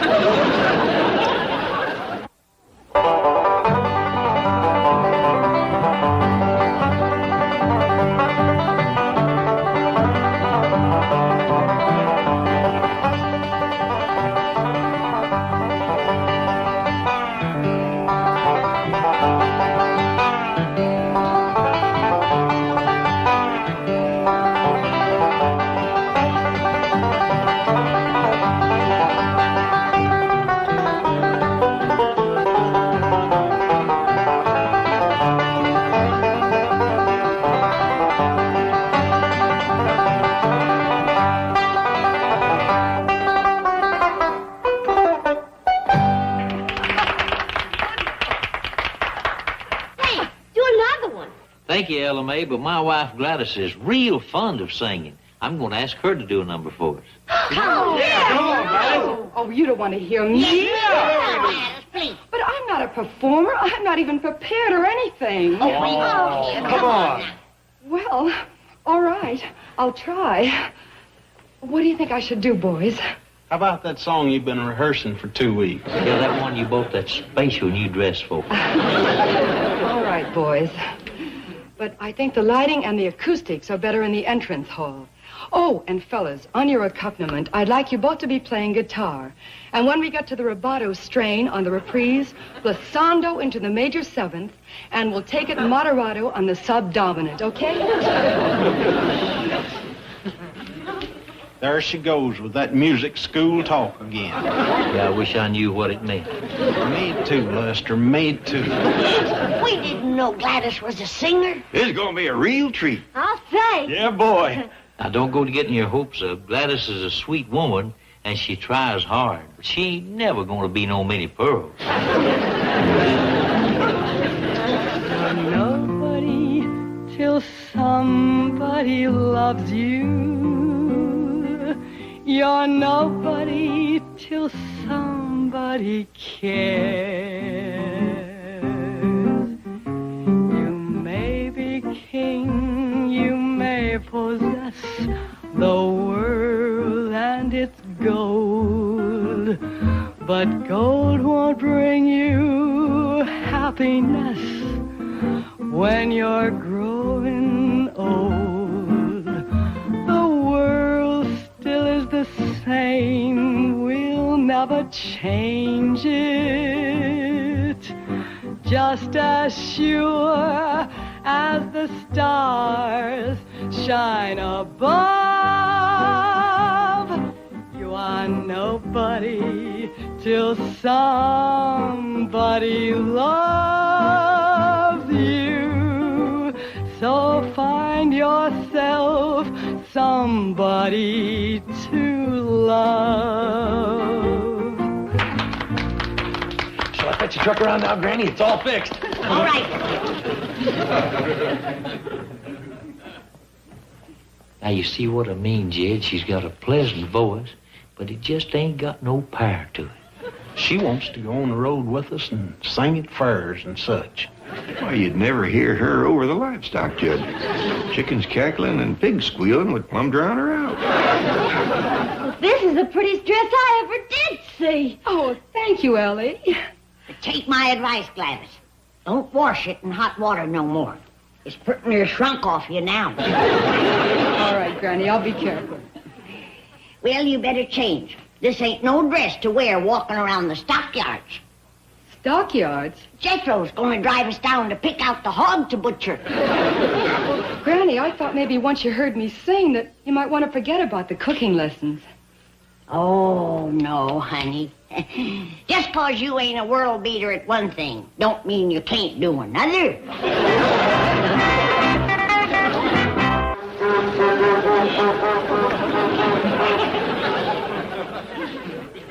Hey, what have you done to the truck, Jed? Well, that's Jethro's doing. He ain't got enough to keep himself busy, so he's took up inventing. He calls that his traffic jam jumper. I got that moving ahead problem licked, Uncle Jed. Now I got rocket power. Jethro, Gladys has decided to stay here and let us go pick out the hog. Okay, let's go. What's all this stuff? Get in, I'll show you. Let's say we's going down the freeway. And all of a sudden, there's a big traffic jam up ahead. Well, we don't sit there and sweat and fume. What do we do? Watch. I'll throw this out of gear. Throw this into gear. Give this a yank. And here we go.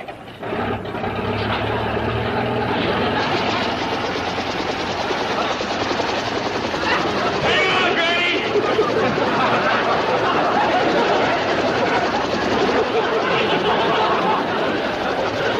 Ain't that kind of dangerous, Jed? Could be, yes. Granny! Don't let him turn off the key! You what? Turn off the key!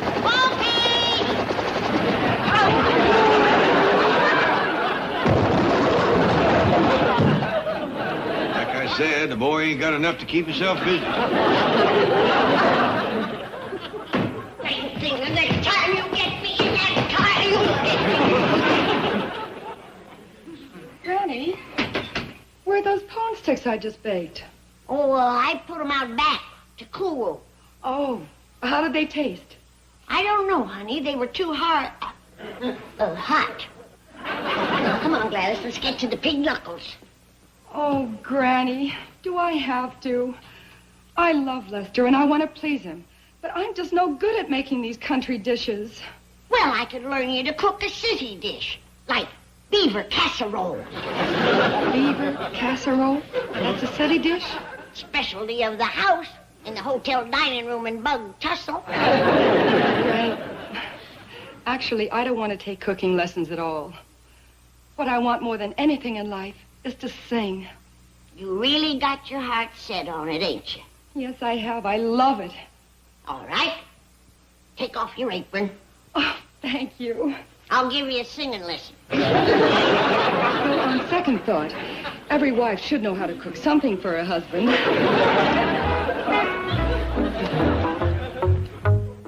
Yeah, Lester, you got yourself a problem. A woman as pretty as Gladys would likely be a big drawing card in fairs and rodeos. Oh, she's pretty, all right, and sweet as sorghums, but... You know, Lester, I've been thinking, maybe if Gladys had sang right into a microphone and we turned the volume up as high as it'd go... Oh, it ain't just her voice, Earl. She just won't want to learn no proper song. She don't? Oh, I've tried my best to get her to sing Stompin' the Clover, Sweet Nellie, and The Sinking of the Titanic. And she don't want it? Oh, she wants to sing songs like Stardust, Night and Day, and Smoke Gets in Your Eyes. I never heard of them. Well, you see what I'm up against. I do for a fact. Well, cheer up, Lester. Maybe Granny will teach her to cook so good she'll want to stay home in the kitchen. I sure hope so. Say, Jed, what kind of wood is this? I've dulled 3 blades just to trying to whittle it. Me too. It is tough, ain't it? Yeah, where'd you get these? I found them laying on the bench. Hi. Darling, how's the cooking lessons coming along? Just fine, Lester. I already baked some corn pone sticks. Well, ain't that dandy? They're my favorites. How about a taste? All right. Granny put them out here to cool.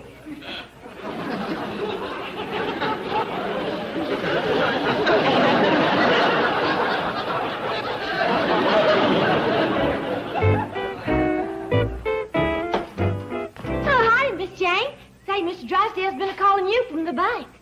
Let him call. Well, ain't you working there no more? I am happy to announce that I have terminated my affiliation with that penurious martinet. Oh, still at the bank, huh? Ellie, thanks to Mr. Flatts and Mr. Scruggs, I am about to become a balladeer, a troubadour, an interpreter of the true ethnic idiom. You got your promotion, huh? That's funny. I can't find them. Have you seen anything of them? Not me. Have you, Earl? Me neither. I bet you the birds got them. And the squirrels. Oh, gee. It ain't safe to leave anything that good around outside. Too bad, Gladys. Don't you worry, Lester. I'll go right back and bake some just for you. Oh, Gladys, are you sure you wouldn't like to learn Stompin' the Clover, Sweet Nellie? Oh, no, Lester. That's not my kind of music. I like sophisticated songs. Well, then, how about the wreck of the old 97? Do it for her, fellas. Jed, we'd rather not do one of them sad songs. Would you rather eat one of them corn sticks? Greetings, all. Hi, Jane. Hey, Here you are, gentlemen. I am ready for my audition. Your husband has invited me to journey to Nashville and join them in interpreting the folk music of our land. Oh, well, isn't that sweet of my husband? He's never invited me to do that. Honey, like I said, it's because you can't do her kind of music. Who says I can't? Well, then it's because you don't want to. Who says I don't want to? Well, and, Here we go. The wreck of old 97. Let her go, Lester.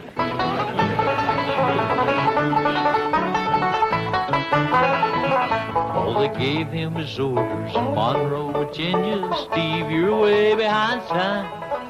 It's not 38, but it's old 97. You must put her in Spencer on time. Sing one, Miss Jane. He turned around and said to his fireman, a shovel in a little more coal. And when we cross this big wide mountain, you can watch old 97 a roll.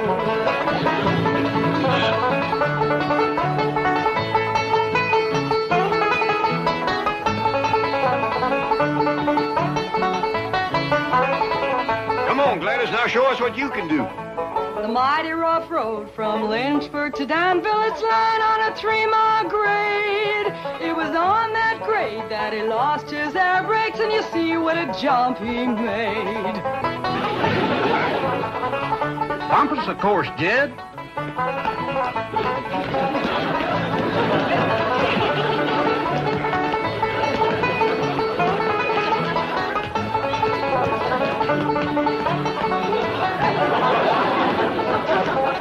Going down grade, making 90 miles an hour, his whistle began to scream. He was found in a wreck with his hand on the throttle and was scalded to death by the steam. Tonic for to give to all the family and her kin. Though it tastes mighty bitter, it is good for man and critter, because it gets your blood to running free again. Granny's brew, it's good for you. If you're off your feet, you ought to have some too. Even Pa leaves his fiddles, he just sits out front and whittles. Cousin Jethro, he's a-sleeping in the shade. Instead of doing her spring cleaning, on her mop Aunt Pearl's a-leaning. Granny better get that batch of tonic made.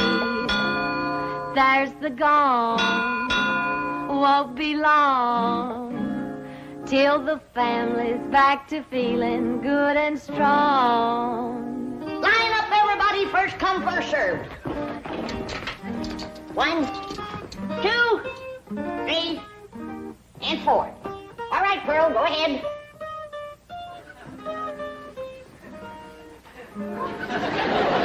By rights, you should go first, Jed. You're the head of the family. Oh, no, Pearl, I ain't in no hurry. How about you, Willie Mae? Oh, no, Pa, I was the last one in. Well, I take it this family don't want to take my tonic? Oh, no, Granny, it's good. Well, then step up, somebody be first. Well, Pearl, go on ahead.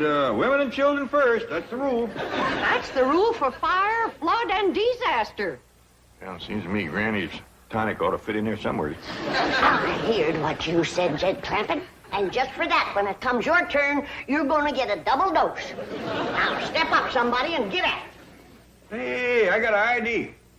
How about letting this little fella go first? He looks kind of puny. Yeah, he's been acting kind of poorly lately, Granny. Tonic him first, Granny.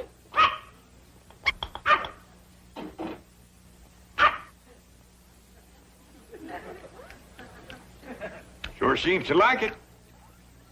Yeah. You want some more? No, I reckon that's enough for a little critter like him.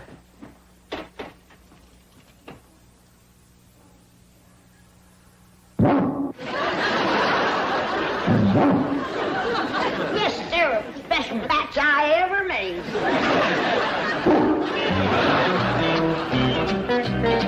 Miss Hathaway, these papers are ready for Jed Clampett's signature. Oh, incidentally, he did a fine job bringing his file up to date. Thank you, Chief. I'll be right in.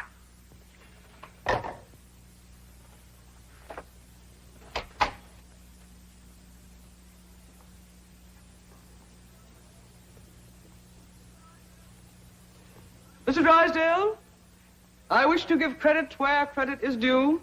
Most of the work on the Clampett file was done by Miss Buckles here. Buckles? Who's she? A comparatively new girl, Chief. But already she has displayed those qualities so rare in the modern girl. Eagerness to learn, willingness to work, loyalty to the bank, devotion to duty. All right. How much of a raise does she want? Oh, no, Mr. Drysdale. I didn't do it to get a raise. I did it because I'm sincerely interested in my work here. And I'm determined to become the best second best employee in your bank. You hear that, Chief? Rare devotion to duty. And Miss Buckles worked on the Clampett file in her own time. Very praiseworthy. All right, what's Mr. Clampett's present balance? $34,783,127.34. That's not including the oil deposit due today. Well, you are familiar with his file. I feel that a job worth doing is worth doing right. Unlike so many others, this girl is not here to find a husband. She is here to work, right, Gloria? Right, Miss Hathaway. You may call me Jane. All right. Take these up to Mr. Clampett. Now make sure he signs in all places indicated. Right, Chief. Miss Hathaway, your time is so valuable, and I know that Mr. Drysdale needs you. I would never be missed from the secretarial pool. Do you hear that, Chief? Is she a rare find? I just try to be like you, Miss Hathaway. Jane. Jane. Chief, if it's all right with you, she is familiar with the papers. Huh? Oh, fine. Yeah, fine. And Gloria. Yes. You must take my car. Oh, no, Miss Oh, Hathaway. tut, tut, tut. I insist.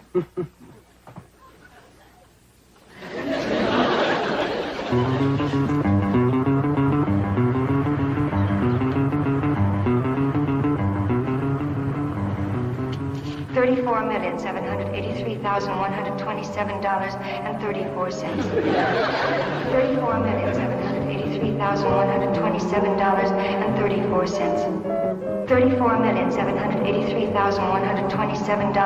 $34,783,127.34.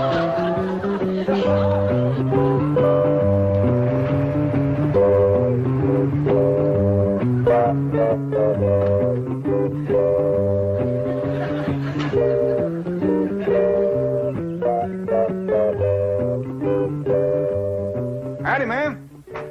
Well, how do you do? I'm Gloria Buckles from the Commerce Bank. Oh, it's mighty nice to meet you. I'm Jed Clampett. You? Yes, ma'am. But I was looking for a much older man. Ain't no older men around here. Might could scare you up one in the neighborhood. Seems to me I seen an elderly fella down the road a piece. No, I simply meant I couldn't believe that you were so young. Well, maybe it's because I ain't. You look so young. You do look young. Is that a fact? He's holding his tonic, but that ain't all. Tell you, Granny, I've seen it with my own eyes. That girl is young enough to be his daughter. And you say he gave her a hug? Grabbed at her like a crawdad grabs bait. That old mountain goat. I didn't figure on him running wild. Your tonic. You shouldn't have double-dosed him and him being a widower so long. Jed'll come to his senses. I don't know. They ain't no fool like old fool. Jed ain't old. He's old enough, but he ain't too old, and that's where the danger is. You're making a hill out of a haystack. Granny, I got a good look at this girl, and I'm telling you right now, that ain't hay. Real big city article. Not the kind of girl that Jed's used to meeting back home. Oh, girls is girls, city or country. They all come out of the same catalog. Maybe so. But the city girls make it look like there's more in the package. Granny, Pearl. Oh, there you are. See what you mean, Pearl. She's wrapped tight and tied loose. I want you all to meet Miss Gloria Buckles. This here is Granny and Cousin Pearl. How do you do? I'm very pleased to meet you, ladies. Howdy. Hi. Well, ain't she just about the prettiest thing you ever did see? Yeah. Favors Ellie a lot. Just about her age, too, wouldn't you say, Granny? A mite younger. Who's Ellie? His granddaughter. I mean, my granddaughter. She's Jed's daughter. Oh, are you married, Mr. Clampett? I'm a widower, ma'am. Yeah, poor old Jed. I reckon he's come for another dose of his lumbago medicine, Granny. I reckon. The poor old feller was up all last night with the misery. A moaning and a groaning and a walking the floor. The poor old fella is past the point where liniment does him any good. Slays his 4 feet all bone. Now, girls, that's just about enough of that. You both know I never had a twinge of the miseries in all my life. Knock on wood. Pearl, his mind is wandering again. Baby called Granny. He missed his nap. I want to apologize for them two, ma'am. They both just think they're being funny. Well, I know what you mean. I have some elderly relatives like that myself. It's such a beautiful day. Why don't we go for a drive, Jed? Thank you, ma'am. I'd like that, Gloria?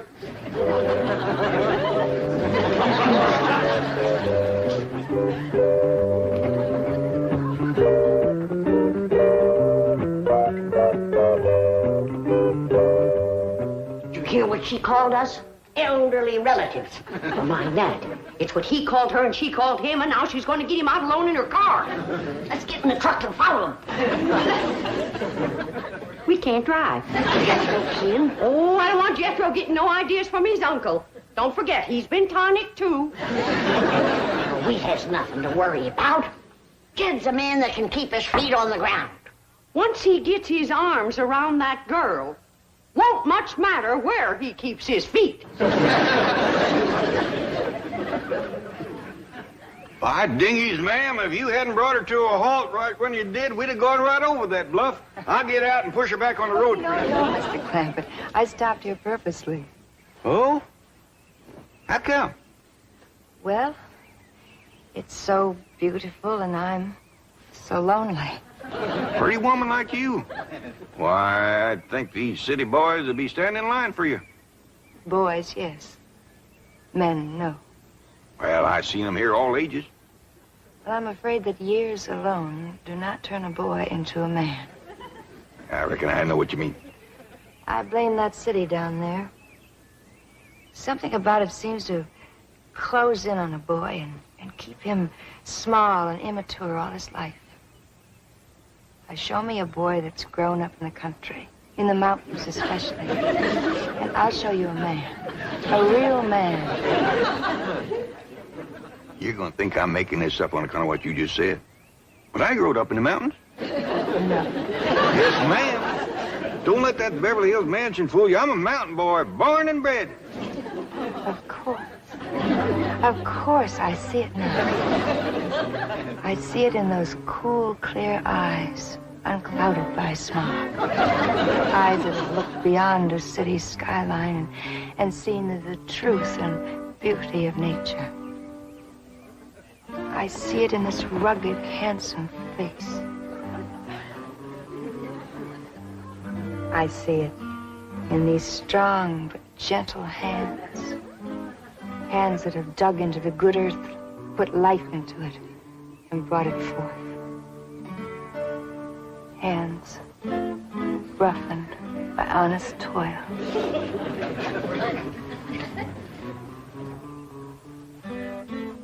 Take another look at the face. Oh, Jed. What have you done to me? Nothing, ma'am. Oh, yes, you have. You've sentenced me to a life of loneliness, a life without love, a life unfulfilled. Well, I don't know what you mean, ma'am. Honest, I don't. I'll tell you what I mean. You've set a standard no man could measure up to, a goal I could never achieve. Having met you, I could never care for a city man. Those weak and puny clothes dummies with their narrow suits and their narrow shoulders and their narrow minds. Please, ma'am, I have felt the muscles of a mountaineer ripple beneath my hands. Do you think I could ever be happy with anything less? No. I shall never marry. Better an old maid than a life with a man I could neither love nor respect. Ma'am, don't feel that way. Pretty woman like you, smart and all. Why, it'd be a terrible shame if you was to never to get married and raise a flock of young'uns. No.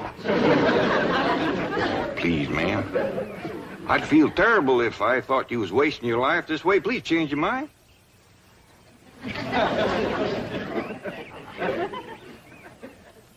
Well, Miss Gloria, if you're determined to marry a mountain man and none other, and unless you do it, your life will be ruined, maybe, and I get to know you better, I might could find a way. Oh, Jed. Now, I ain't making no promises, but you set me to thinking. I reckon we'd best get back home and everybody get better acquainted.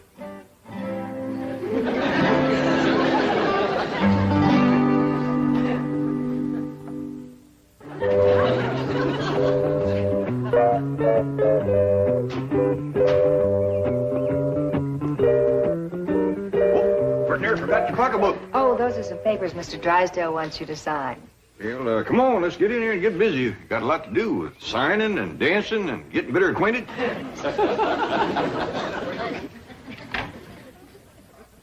Well, I reckon the first thing I better do is sign them papers you got for me. Yes, that's a good idea. Is she wearing a wedding ring? Wait till she gets her gloves on. Don't see one. Good.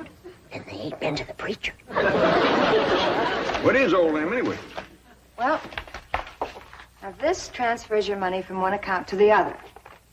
And this is your last will and testament. They ain't been to the preacher, but they've been to the lawyer. And that's just as bad or worse. We gotta stop him. Oh, there you are, Jed. We've been looking all over for you.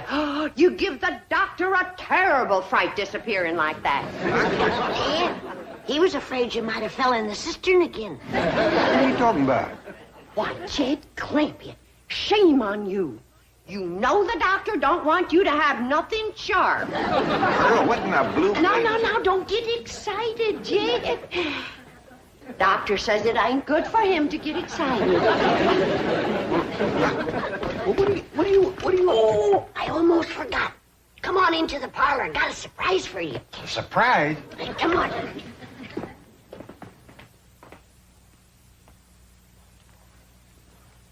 All right, what's a surprise?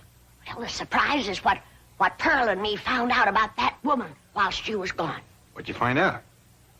She's a spy. For one of them foreign nations. Which one? Minneapolis, Wisconsin. That's right, Mr. Drysdale. We didn't know who else to call. But we think this here woman's trying to get Jed's money. Well, she says her name is Gloria Buckles, but I don't know the... Oh, well, yes, sir. Yes, sir, we will. Bye. Mr. Drysdale must know that woman. He's a-coming right over. All gonna marry up with her? Oh, child, we hope not. We pray not. Why, Granny? Well, I got to look at her, and boy, she's pretty. Beauty is only skin deep, son. Well, she must have awful deep skin, because every place I could see was... Now, Mr. Drysdale says we's to keep her here till he comes. I'll watch her, Ma. You watch your car.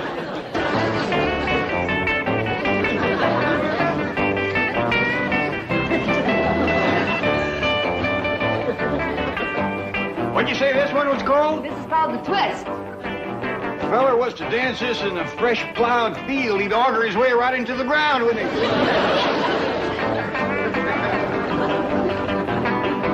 Hey, Jethro, come on in. You want to dance? I'd rather dance with her, Uncle Jed. That's what I had in mind, boy. Miss Buckles, this here is my nephew, Jethro. Hiya. You teach him that there twist, and I'll teach it to Ellie Mae. This is my daughter I've been telling you about. Oh, what a beautiful child. You and I are going to be such good chums. Ma'am, I think he meant for you to dance with me.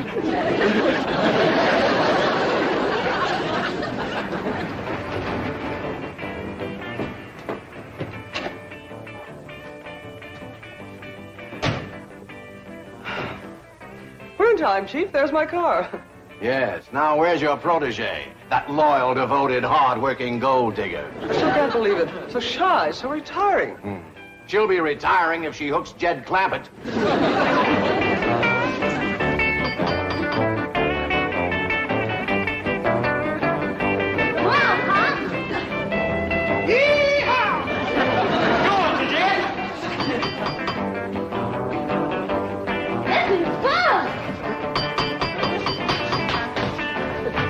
I reckon you better answer that door. Okay, Uncle Jed. Howdy. How do you do, ma'am? I'm sorry to intrude. Howdy, folks. Come on in. Dig yourselves a hole. Gloria Buckles. Huh? Where? There. Oh, my thunder, it is. You imposter. Jezebel! You gold digger. I have a bulletin for you two. You better be nice to me, or else after my wedding, you may lose your largest depositor. Wedding? Mr. Clampett. Have things gotten as far as actually discussing marriage with this woman? Well, yes, Mr. Drysdale, they have. Her and me had a nice long talk about it, and that's the reason I brung her home, so she could meet the family, kind of get acquainted. But this pretty young city woman says that unless she can marry a mountain man, she just ain't gonna get married at all. I think we all agree that'd be a terrible waste. Should we set the date now, Jed? Well, yeah, near as we can. I'd say everybody willing that it'd be in about 3 or 4 years. 3 or 4 years? Yeah, be that long before Jethro's 21. Jethro? Hot diggity dog, I got me a wife!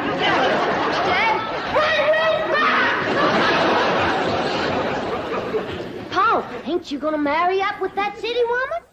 Oh, LAS, old foxes is trap shy, especially when the bait goes to chasing us. I hope he's keeping count of how much wire he's got.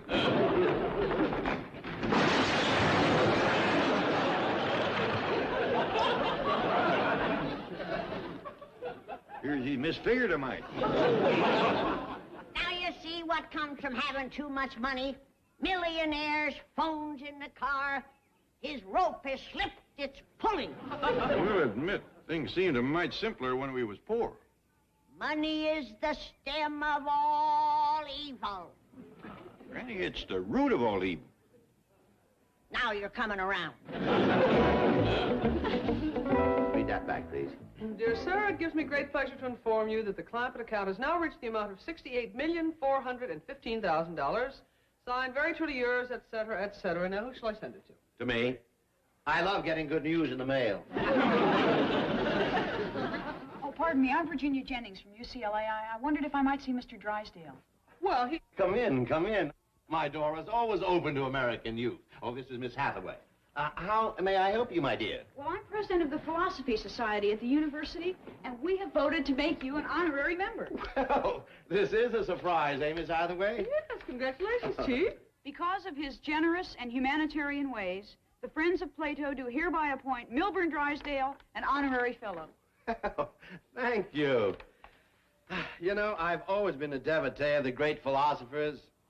Rockefeller, Morgan, Rothschild, Getty. Yes. Well, now that you're a member of the FOP, I know you'll want to participate in our current project. Certainly, certainly. What is it? We're trying to raise funds to help a number of impoverished students finish their education. What a wonderful idea. Who are they? Well, I'm one. The other 2 girls are waiting outside. Say, that's very clever of you. Then we can count on your support? Of course, you have my blessing. We were hoping for something a little more tangible. Like money? Frankly, yes. Say no more. Here at the Commerce Bank, we're always ready to help out needy students. Help her out, Miss Hathaway.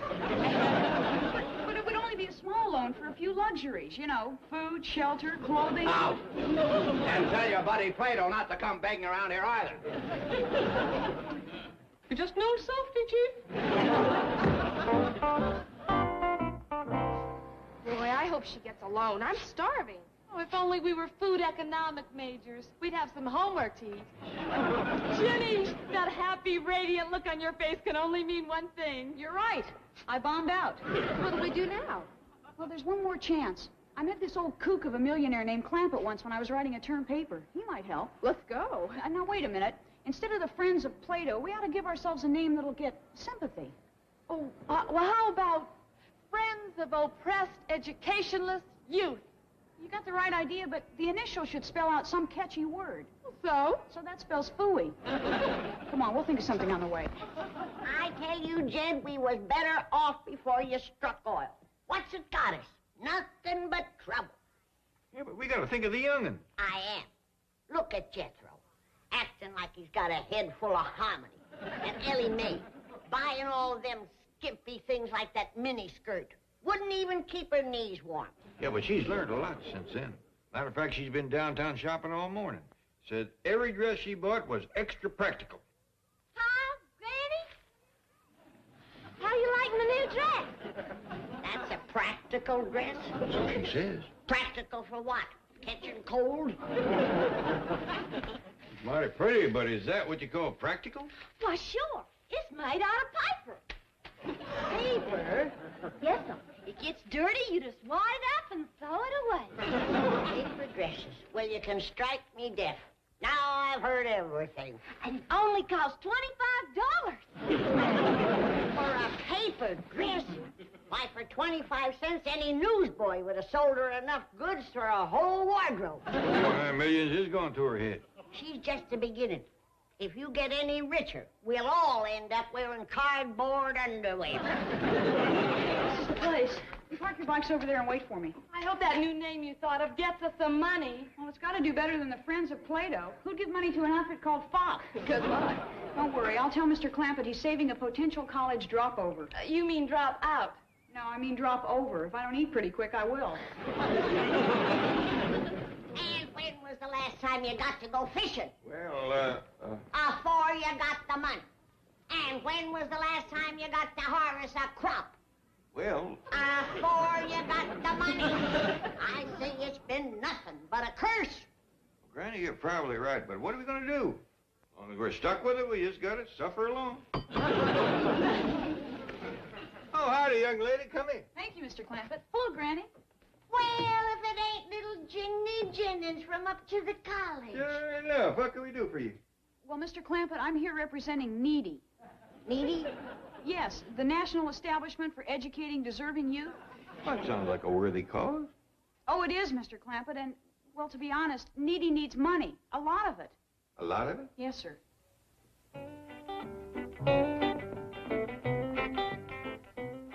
Are you thinking what I'm thinking? That sounds like an outfit could use $68,415,000.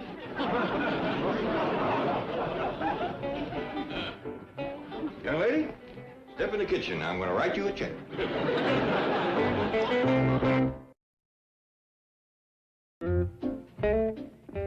Thank you again, Mr. Clampett. With this check, you have unlocked the economic shackles on that great door of learning, beyond which lies the sum total of human knowledge. Well, you're surely welcome to. Bye. Bye, honey. Goodbye, patrons of knowledge, generous benefactors of scholarly endeavor. Farewell, good friends. Did you get it, or didn't you? Yes. Such wonderful people, you know. So kind and warm and really interested How in young... much? Oh, I don't know. I haven't looked at the check yet. Well, is it enough to buy a hamburger? Oh, I'm sure it's more than enough. Yeah. $68,415,000. Oh, great. Let's see. 68 million?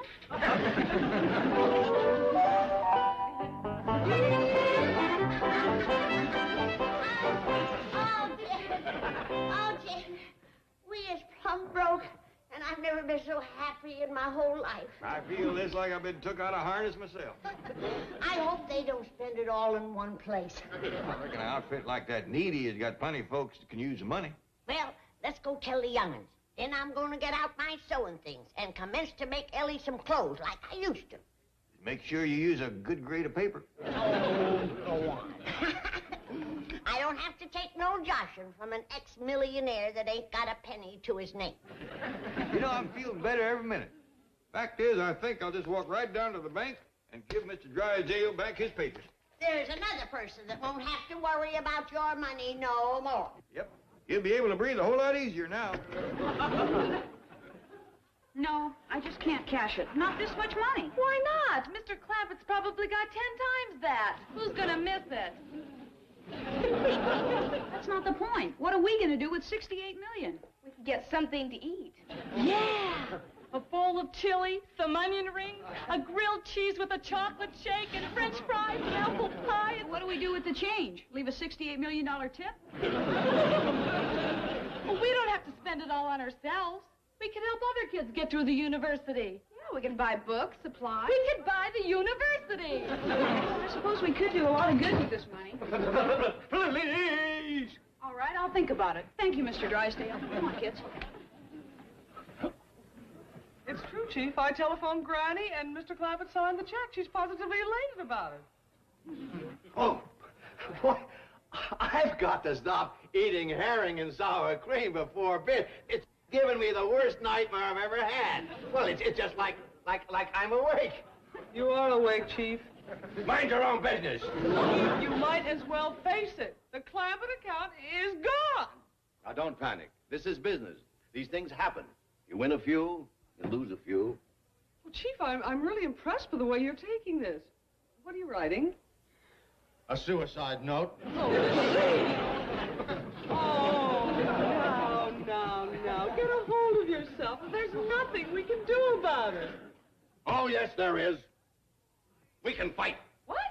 I've let Mr. Clampett get away too long with his crazy money ideas of his, and I'm calling a halt. I'm going to tell him if he persists with this insane idea, it's going to rub hard on him, real hard.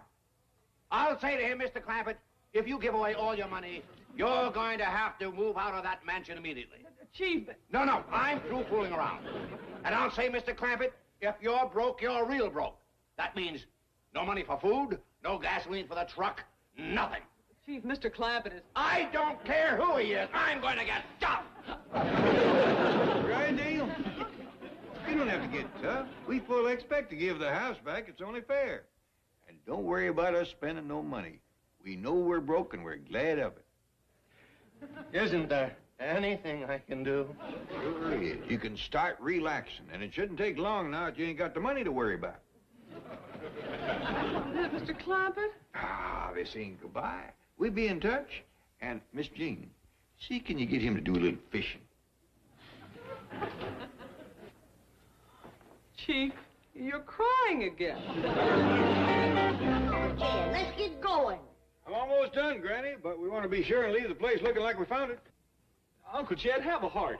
What's a sophisticated, educated playboy like me gonna do around all them hog wrestlers back home? Oh, I reckon you'll get by. But, Uncle Jed, I belong here. Beverly Hills folks is my kind of people. You're welcome to stay if you want to. Well, I can't without money. I've done gone and got used to a high standard of living. Well, you're between a rock and a hard place, because I ain't got no money to give you. Granny, we've been living here for 5 years. Now we's leaving. Ain't you sad? Yeah, sad it took so dad blame long to pack. All right, boy, drive on.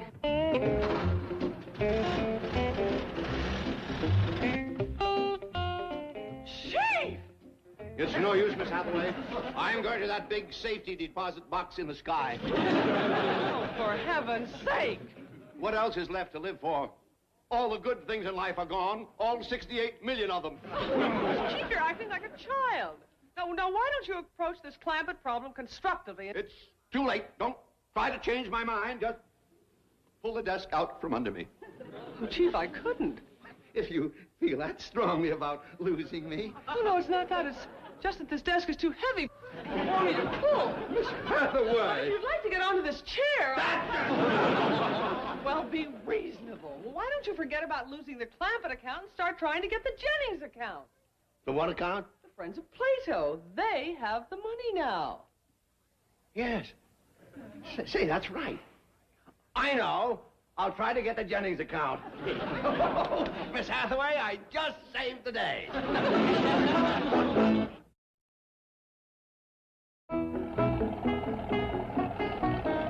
Jethro, can't you go no faster? I want to get back to them piney woods whilst I can still climb a tree. Yeah, let's go. Uncle Jed, are you gonna give them the big news or should I? What you mean? We ain't gonna make it to them woods back home. The gas we got, we'll be doing good if we get outside the city limits. How far can we go? Beats me. We's running on wishful thinking right now. You better find the first big, thick green woods you can. First place you see more than 2 trees together, pull over. Ranger Warkle here. Warkle. W-A-R-K-L-E. Right. A truck about to dump some trash at the east boundary. But there's not even a road on that side of the park.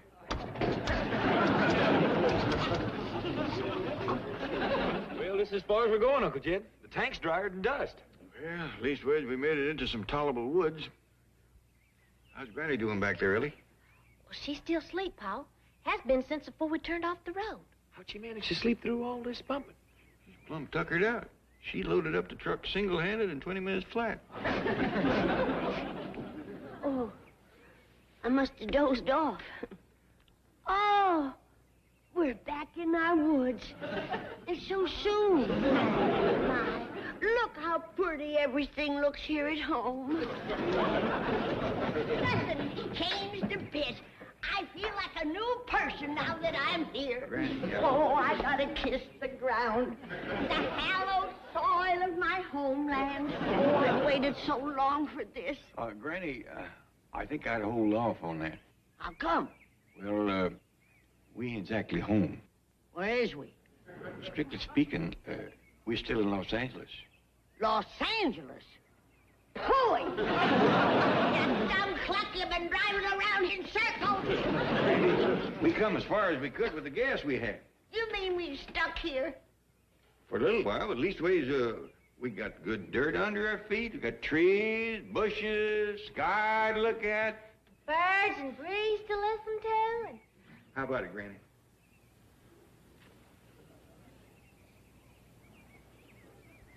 Los Angeles, pooh! All right, here we are. Miss Jennings, your new home.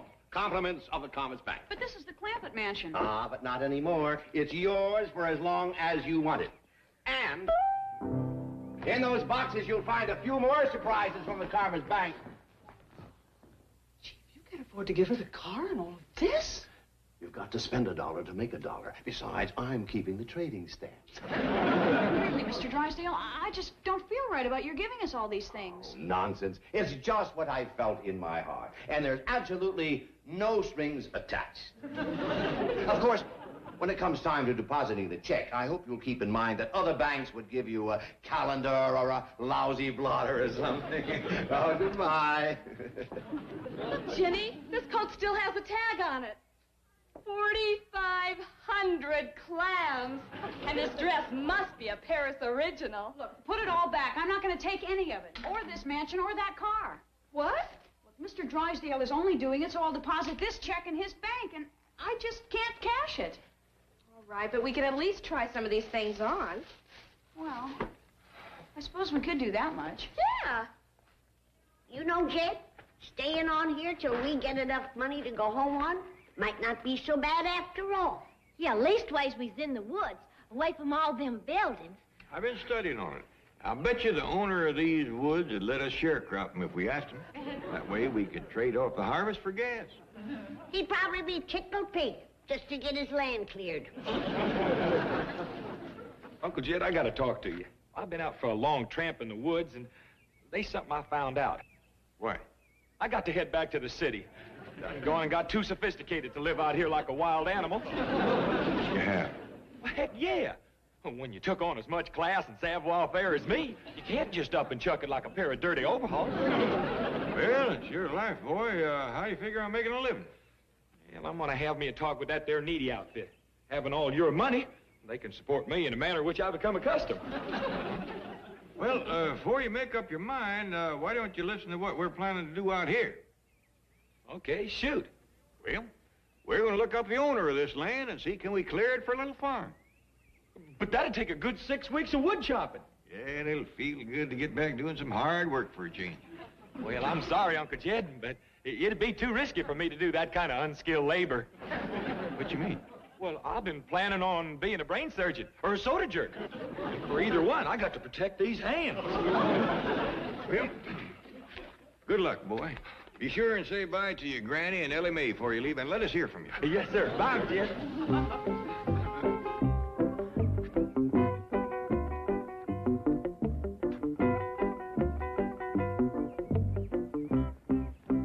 Oh, howdy. Jed Clampett's my name. I'm Ranger Warkle. Well, pleased to meet you, Ranger. Who? Warkle. W-A-R-K-L-E. Yeah, Warkle. Sounds a little like a bird call, don't it? What are you doing with this axe? Oh, you got something to do with this land? Well, you could say that, yes. Well, you're going to be happy to hear this. We're planning on chopping down all these trees and plowing and planting a little corn. Oh. And I suppose you want to build a little red barn and put up a nice fence, too. Not unless we get some livestock. You trying to get my goat? Oh, we don't need a goat. Well, what do you say? Can we commence clearing? Listen, you old coot. Can't you figure out why these trees are standing here?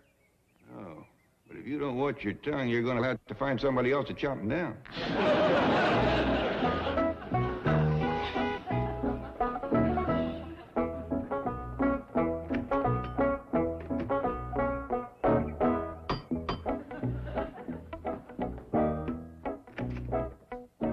Honey, who are you? Who are you? I'm Jethro Bodine. I used to live here. Oh, but Mr. Drysdale said we could take... I bet you're the folks from Needy. Is Jenny Jennings here? Jethro? Jenny?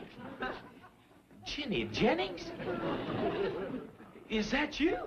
Yes, Jethro, but what are you doing here? I thought you and your family had moved. Well, we did, but I just ain't cut out for that poor dirt farmer a bit.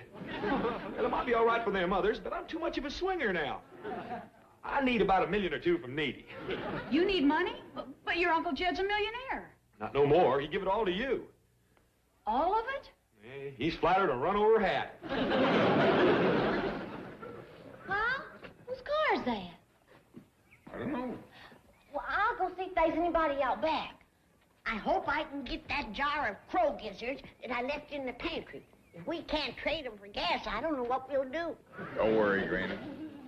Can't get over that Warkle fella running us off that land.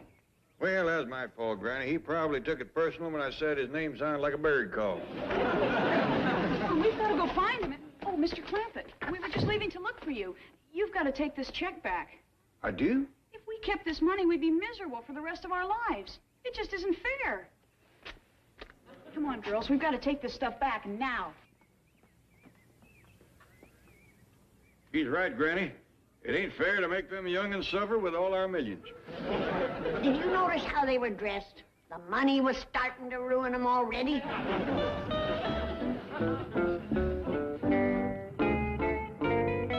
Mr. Clampett, what are you doing back here? Where are the girls going? I'm afraid we got some bad news for you, Mr. Drysdale. We're leaving my money in your bank. We ain't giving it away. Do you see it, Miss Hathaway? They're giving it back to me. Oh, Miss Hathaway. Well, it was nice being broke while it lasted. Yeah, but the money is our problem. It's up to us to bear the burden of it. Us and Mr. Drysdale. Look at him crying. He's as miserable as we are. Yeah, too bad. It's a curse, Jed. It's a curse. Life, the cheering, he was brave. 'Twas a dirty little coward that shot Mr. Howard, and they laid Jesse James in his grave. 'Twas a Saturday night. Jethro and me's awfully worried about Granny. What's she doing? Nothing. Just sitting in the kitchen, rocking and staring at the wall. She won't talk to nobody, nor say howdy, or... Yeah, I noticed Granny kind of drooping this morning. I reckon she misses Pearl. But them two was always scrapping. I reckon that's what she misses. You know, Granny's a lot like that band of yours, Ellie. She loves to scrap. That's the truth. Used to pleasure her considerable to throw Aunt Pearl out of her kitchen. Yeah, Granny don't want no one cooking in there except her. Jethro, I think you just come up with an idea. I did? Ellie will go out there and act like she's going to fix up a mess of victuals. That'll get Granny's hackles up. You take care of her for me, Jethro. Now, Ellie Mae, I know it's against your nature, and I know how much you love your granny. But for her own sake, I want you to try to be real spiteful. Try to get her riled up. Do it, Paul. Hey, Uncle Jed, can I go too? After all, it was my idea. Wasn't it? Yeah, Jethro. And take that bandy along with you. Ain't nothing riles Granny more than chickens in the kitchen. Well,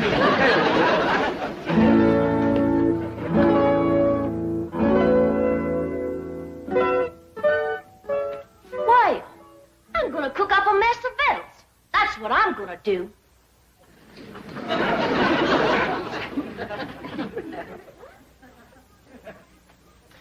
I'm gonna get out every pot and pan in this here kitchen, and I'm gonna whomp up the doggonedest meal anybody ever tasted.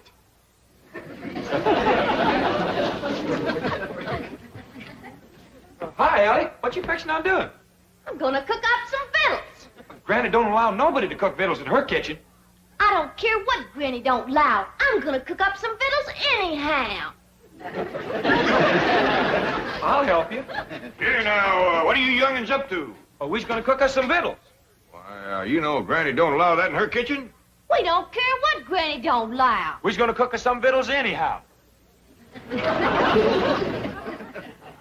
Jethro, is that a chicken you're holding? Yes, sir. Well, you better get shed of it right away. No, I mean outside. Ain't nothing riles Granny more than chickens in her kitchen.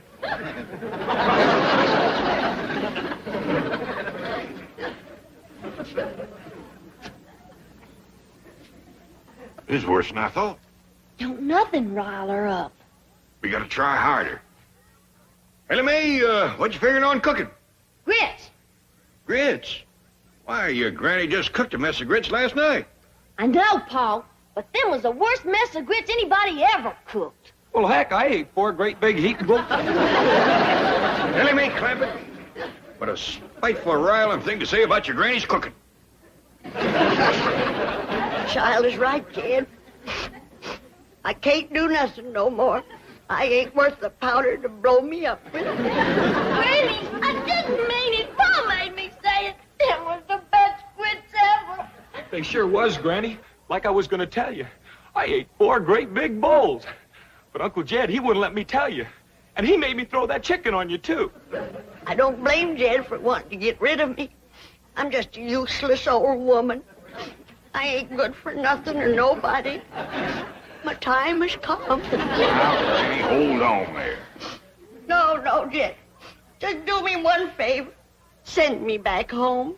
I don't want to die in this foreign country. Now, hush that kind of talk. Paul, you ain't gonna let Granny... Don't try to shield me from him, young'uns. Just make it quick and merciful, Jed. Poleaxe me. Well, I sure made a mess of that. Come on, maybe we can think of something if we go outside and put our 2 chicken brains together. Oh, come on, Uncle Jed.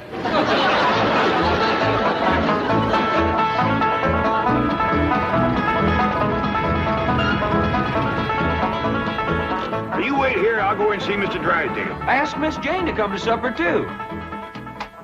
Mr. Drysdale, look who's here. I don't want to be no bother. Well, it's always a pleasure to see you, Mr. Clampett. Sit down, sit down. Thank you. Well, now, what can I do for you? Well, I got a little problem. Well, your problems are my problems. What's troubling my favorite depositor? Well, who? You, Mr. Clampett, you. Oh, well, you see, it's Granny. That poor little old woman is feeling lower than a fat frog in a dry well. Well, now, we must do something to cheer her up. Indeed, we must. You see, back home, we just have a bunch of neighbors in and have us a do. Ain't nothing pleasures Granny more than doing for folks. Doing? Yeah, you know, whomping up a big feed, tapping a keg of her cider, seeing everybody has plenty to eat and drink and has a good time. Can't Granny do that here? Well, you folks is about the only ones we know. We'll be happy to come, just say when. I reckon the sooner the better. How about tonight? I'll be right neighborly. Miss Drysdale in town? Yes, she is, and she'll be delighted to come. Delighted. Chief, Mrs. Drysdale, this is indeed a red-letter day. Guess who has just landed on the roof? Well, it's a little early for Santa Claus. No, indeed. It's our distinguished chairman of the board, Mr. Martin Van Ranserhoff. What? Well, I thought he was on the world cruise. No, he's anchored his yacht off Balboa and helicoptered in to see you. Mr. Van Ranserhoff. Marty Milburn, call me Marty. You know Mrs. Drysdale. Oh, yes, of course. Congratulations. Congratulations for what? Well, I think you should be the first to know I'm elevating your husband to the board of directors. Board of directors? Nice. Yes, well, he deserves it. Any man that can land the Clampett account.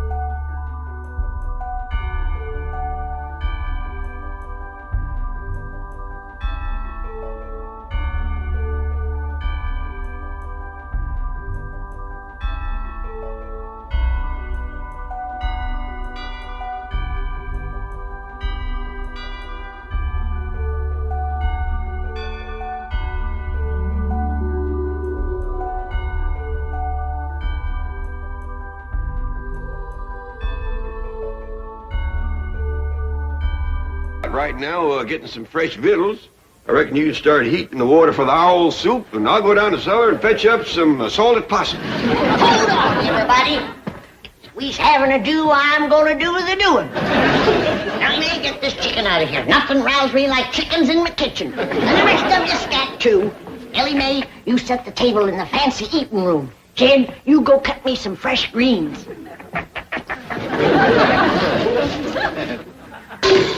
Oh, we're gonna have a doing for the folks next door. I'll bake 'em up a possum and plenty victuals more. We'll have a keg of cider and a little Mountain Dew, and we'll all have ourselves up hullabaloo.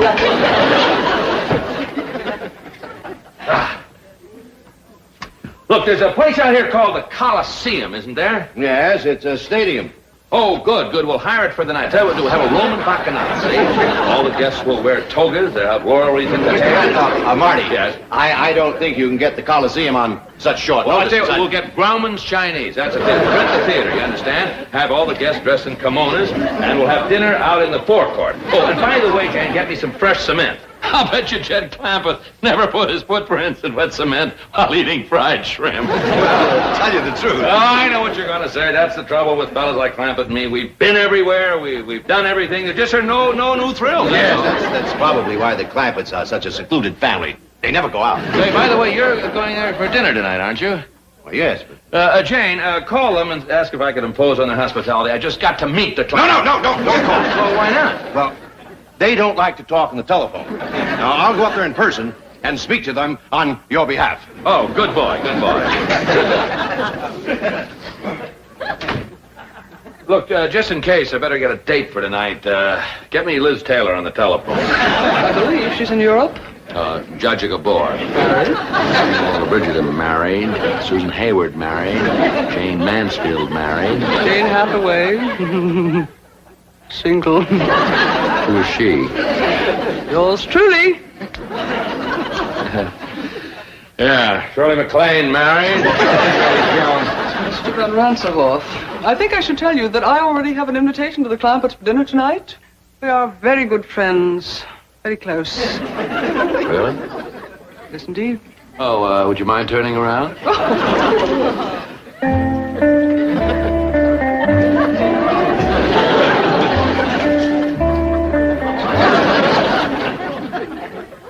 Debbie Reynolds is married. Mr. Van Ranserhoff, I think you should also know that the Clampetts do not, as they say, cotton to strangers.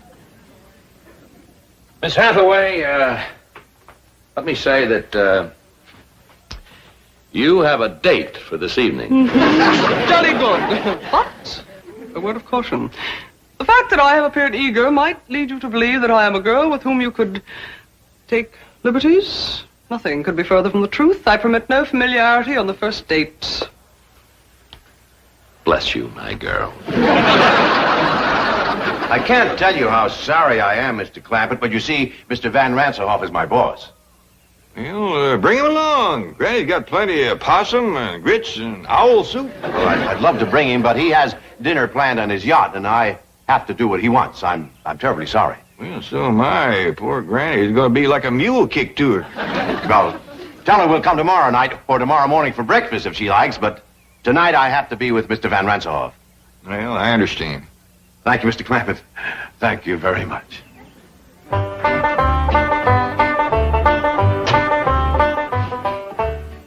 Better not bring these in to Granny just yet. When she hears the news, she's liable to commence flinging them. Jed, just heard the news. Simmer down, Granny. You can't catch Mr. Drysdale. He done gone. What do I want to catch him for? Coming back here tonight with Miss Jane and Mr. Ranserhoff. Is Mr. Ranserhoff coming here? Sure he is. Miss Jane just called to see if he got the invite. I said, shucks, he don't need no invite. Just bring him along. Hey, doggy. If Mr. Ranserhoff is coming, then they's all coming, because he's the boss. Oh, we're gonna have a doing for the folks next door. Jane and Mr. Ranserhoff, and that makes 4. Have a keg of cider and a little Mountain Dew, and we'll all have ourselves a hullabaloo.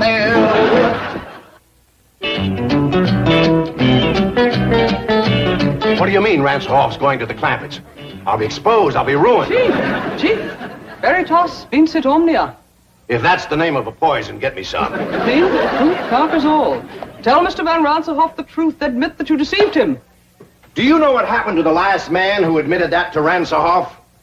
He is now working at the bank at Moose Jaw, Alaska. He goes to work in a dog sled. I have an idea. I am Mr. Van Ranserhoff's date tonight. I'll tell him the truth. I'll pick a romantic moment and seal it with a kiss. Are you kidding? He has a bank north of Moose Jaw.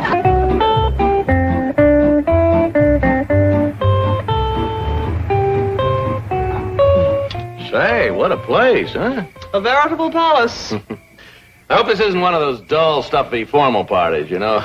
Last week I went to one at Buckingham Palace with the liveried servants and the protocol. Not a laugh all evening. Well, I doubt very much it will be formal. On the contrary, Oh, don't tell me. I love surprises.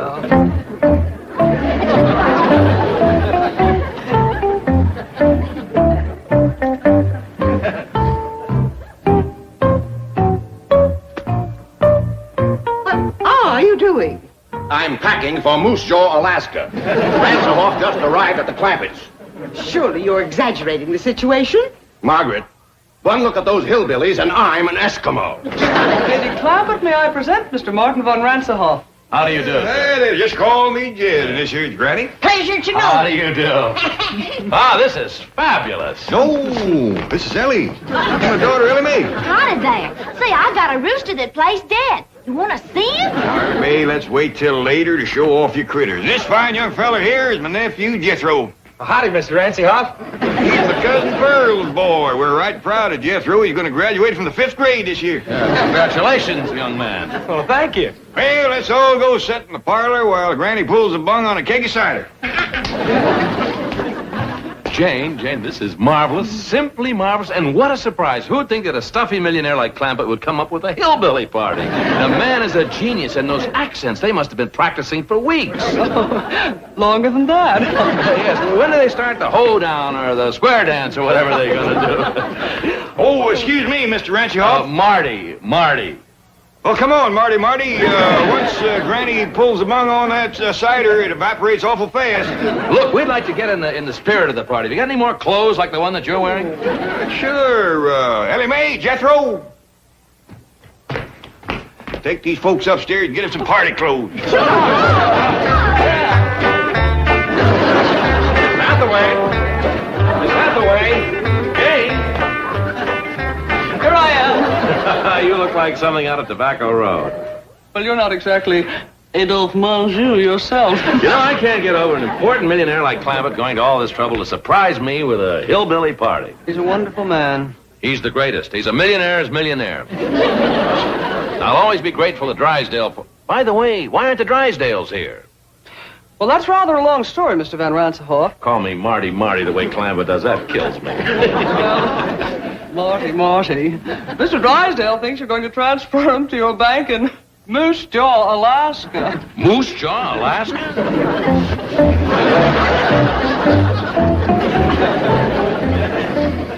Milton, what are you doing? I'm trying to figure out if I can convert these into snowshoes. I've had enough of this ridiculous nonsense. Are we going to dinner or not? Now, that depends. Mr. Van Ransenhoff spoke so highly of his French chef. I'm simply dying for a Chateaubriand. How would you feel about a nice big dish of flaming blubber?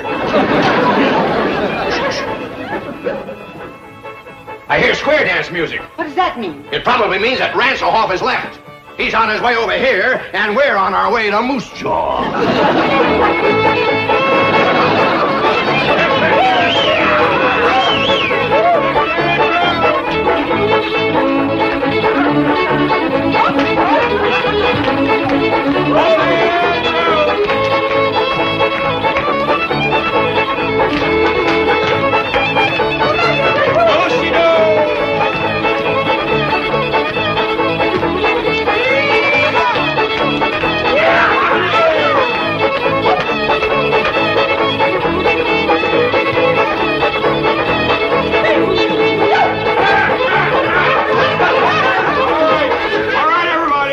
Says we can't wait no longer for the Drysdales. Her owl soup and chicken fried hawk is getting cold. This way to the fancy eating room. Owl soup and chicken fried hawk. What a sense of humor. Drysdale's missing the party of the year. A do-see-do.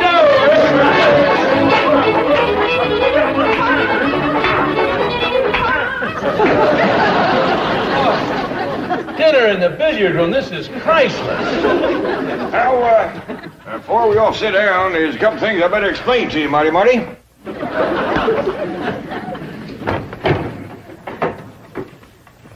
Now, these sticks with the notches in them is the putt passers. And these pointy ones here is the meat stabbers. It's just dandy for stabbing stuffed crow. Wish Elsa Maxwell and Pearl Mesta could be here. Partial to stuffed crow, is they? Well, come on, sit down, everybody. First we'll have Grace, and after that, Ellie Mae will pass out the deviled buzzard eggs. He is just fine with baked possum.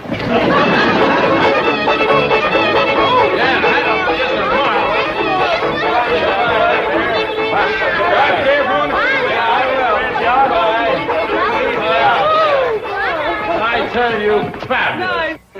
Is that fabulous? I tell you, I've been to parties all over the world, but this is the cleverest, the most original, and what food? Imagine calling roast pheasant au jus stuffed crow with gopher gravy. I noticed that you didn't eat much. Oh, the excitement of the evening. Yes, I must say, I don't blame you. I can hardly wait to get back from that around-the-world cruise, see what kind of party they're going to plan for me next. Oh, Marty.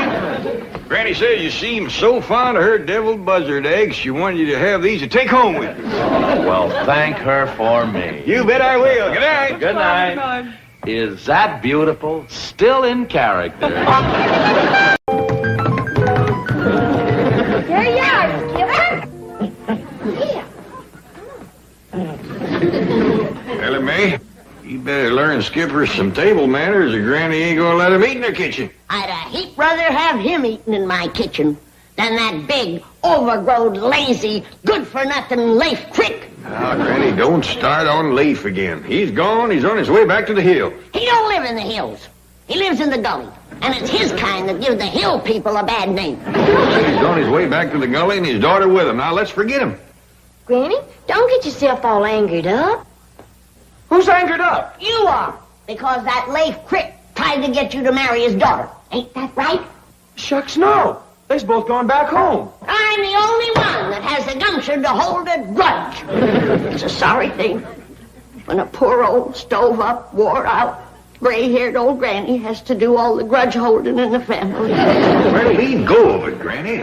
Leif is gone, and you can't start a fire without you got two sticks to rub together. You calling me a stick? Don't start in on me. Here. Have some of this scalding hot coffee. It'll cool you down.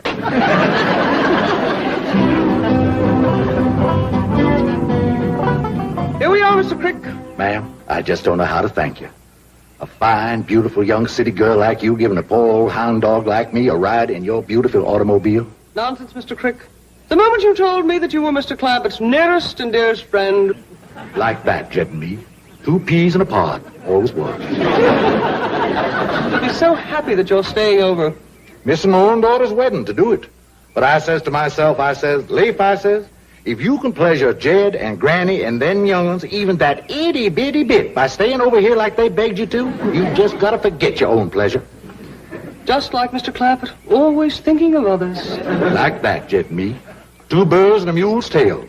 Always was. I wish I could stay and see this joyous reunion between 2 old friends, but I must be getting back to the bank.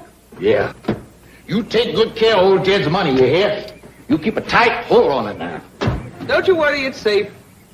That's comforting to know. It's comforting to know that Mr. Clampett has friends like you. I hope you can stay for a while. I'm going to try my best. You got my word.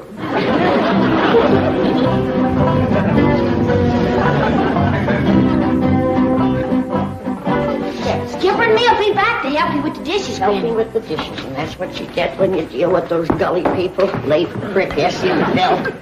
I'll tell you, I've seen some things. That's the way I never won next to trash.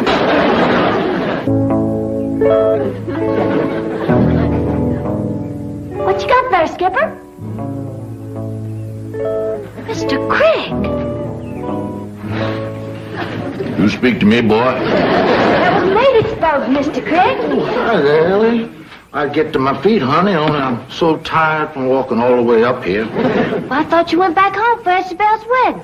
Oh, Ellie, darling, promise me you never gonna treat your pa the way that girl treated me. What did she do? Went away and left me stranded, without no car, no money, no food, all sick and starving. We got plenty of food, and Granny will doctor you back to health. No, honey. I don't want to burden nobody, but I would like to see your pa's face just one more time before I pass on to my reward. Now, maybe if you was to help me, I could get to my feet and make my way to the table. I mean, to wherever your pa is. Oh, he's in the kitchen. Good. I am cooking grits and jowls. Billy boy, Billy boy. I am cooking grits and jowls. Charming Billy. And my victuals will be safe now that Ree is rid of Leif. He's a good for nothing, low down, lazy, alarming. Hello, dear, sweet little old granny. He's back and drunk to boot.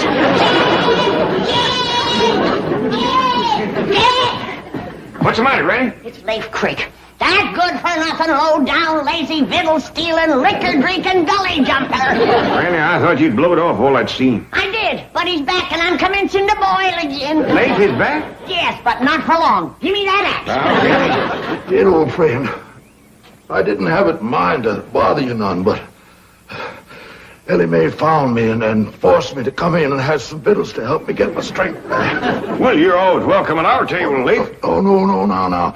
I ain't looking for no handout. Leif Crick ain't one to be asking for charity. No, sirree. Leif Crick wants to work for what he gets. I didn't know there was two Leif Cricks. Well, ain't no call for you to work, Leif, but if it make you feel any better, here's axe. You can help Jethro yonder cut some wood. I'd be glad to. I'd be proud to do it, but I think first I'll change into my work clothes. I wouldn't want to get my Sunday go-to-meeting suit all mussed up. That ain't a bad hour's work, Jethro. I'll say it ain't. Can we stop for victuals now, Uncle Jed? Quick as Leif gets through eating, Granny's feeding him first. Well, I thought Granny didn't like him. Well, it ain't that. It's just that it's dangerous for other folks to sit at a small table with Leif when he's eating. Does swing his knife and fork around right lively. Like a snare drummer at a Possum Day parade. I'm going, Granny. I'm going, Granny. My poor old crippled knee let me. What crippled your knee? Well, the rheumatiz, Granny. Now, if you was to give me a little bit of your rheumatiz... Move on. Well, Leif, you ready to go to work, are you? Can't hardly wait to sail into it, Jed. Got my working clothes on now. You notice the only place his working clothes is patched, don't you? Now, Granny. Maybe he's turned over a new leaf. Not unless there's food under it. What you got in the pan? Nothing. I was using it to dip grits and jowls for Leif. I couldn't keep ahead of him with a spoon.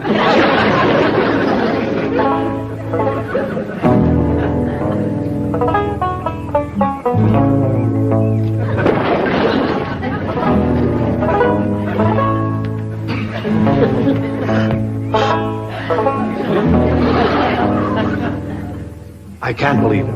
I can't believe that one man could work like that. This one can. He's another Jed Clampett.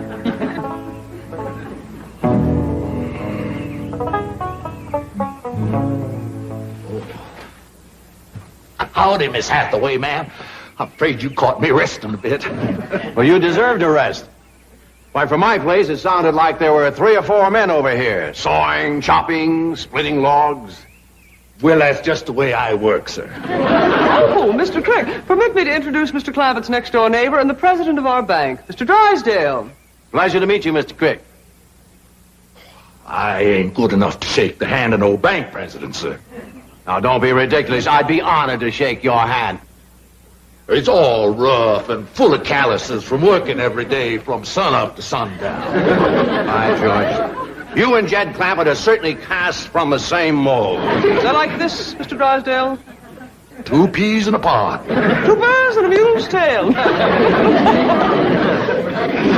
Well, if you gentlemen will excuse me, I'll run along and say hello to Jethro. Sit down, man. You must be exhausted. Shucks no, Mr. Banker. The way I work, I could go on like this for days. Of course, it is beginning to catch up with me a mite. I ain't a young fella like you. Oh, I'm not so young. Well, according to Jed, you are. His exact words to me, he says, now, you be sure and speak to young Mr. Drysdale about that job. Job? Doggone it, I wasn't going to let that slip out. I was bound and determined not to. Well, you just forget it, Mr. Banker. It's Jed's idea, not mine. No, tell me all about it. Any idea of Jed Clampett's? I want to hear. Well, Jed, he had this notion that you could hire me to watch his money for him down to your bank. Oh, you mean like a guard or a night watchman? Night watchman. That sounds like it. I've said it before and I'll say it again. Having Leif Crick around will lead to nothing but trouble. You're right, Granny. That's a fact. Yes, ma'am. I know the Cricks better than any of you. I knew his pa and his pa before him. And the 3 of them put together ain't worth the powder it would take to blow them up. You're right, Granny. That's a fact. Yes, ma'am. Leif Crick is all talk. Tom Bear in the hay wagon. Why, he'd mealy-mouth you out of your eye teeth and sell them back to you. You're right, Granny. That's a fact. Yes, ma'am. When it comes to Leif Crick, I know what I'm talking about. And it won't do any good to argue with me. You're right. Let's all quit arguing with Granny so as we can eat. How can I dish the victuals if you don't hold your plates up? You're right. That's a fact. Yes, ma'am. There you are. I've just left your friend Leif Crick. What a hard-working, industrious, wonderful man he is. What did you say? Then it's settled. If Jed Clampett wants you as a night watchman at my bank, a night watchman you are. If you put it that way, I'm afraid I can't take the job. Oh, why not? Well, it makes me feel like I'd treat a possum with Jed's hound. Oh, of course, I see your point. You don't want to feel, what's the word, beholden to Jed, eh? That's right, Mr. Drysdale. I'm a poor man. I'm as rough as a cob and plain as dirt, but I've got my pride. You are like Mr. Clampett. Like that, Jed and me. Two berries on a bush, all as was. All right. I'll say it was my idea to hire you. Now, when do you want to start to work? How about tonight? Should you get some rest? Rest? What's that? Mr. Crick, men like you are few and far between. Thank you, boss. I tell you, Granny, the man is a veritable one-man sawmill. Cutting, chopping, splitting logs. You see, Granny, old Leif has changed. Well, if he has, I'm going to jump in that pond with all of my clothes on. In a bank? At night? With a gun? And $40 million? Yahoo! Yahoo! See, Granny? I told you so. Yahoo! I dog you, Granny, she was right. Granny.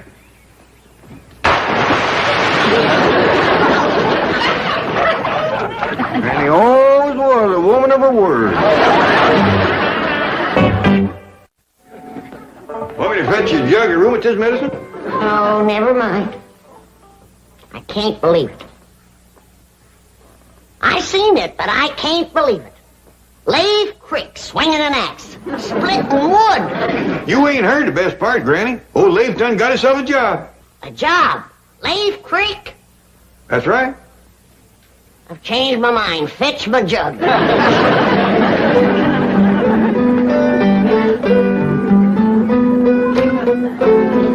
Yes, sir. Old Leif's going to work down to Mr. Drysdale's bank.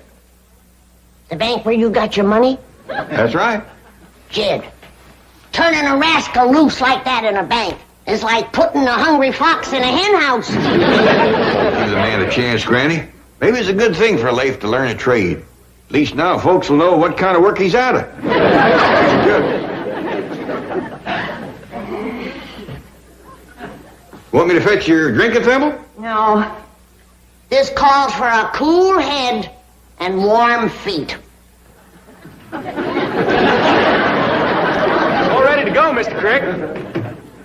I sure do appreciate you carrying me to the bank, boy. Glad to do it. If I stayed here, I'd have to dig a hole under the alum tree for Granny. And that there's hard work. I mean, W-O-R-K.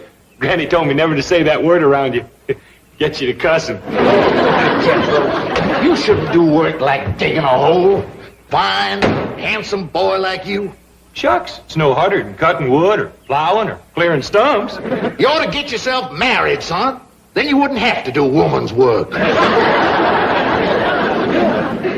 Yeah. Make yourself comfortable, Mr. Crick. Mr. Drysdale will be right back. Thank you, ma'am. My, this must be the finest, most beautiful office in all the world. Oh, I'd hardly say that. Well, I reckon it must be you, ma'am. Pretty girl always makes a room pretty. Mr. Crick, you devil. Oh, this is where you keep old Jed's money, is it? Yes, the Commerce Bank is very proud to be the guardian of the fortune belonging to your nearest and dearest friend. Like that, Jed and me. 2 drips of dew, all as was. Well, make yourself at home. I'll just have a few words with Jethro. Oh, fine boy, Jethro. Yes. Looking for a wife. You and him would make a mighty handsome couple.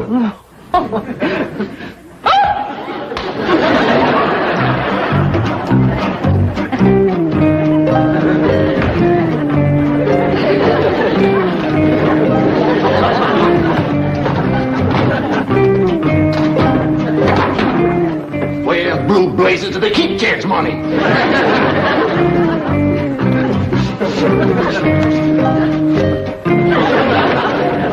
Good to see you, Jethro.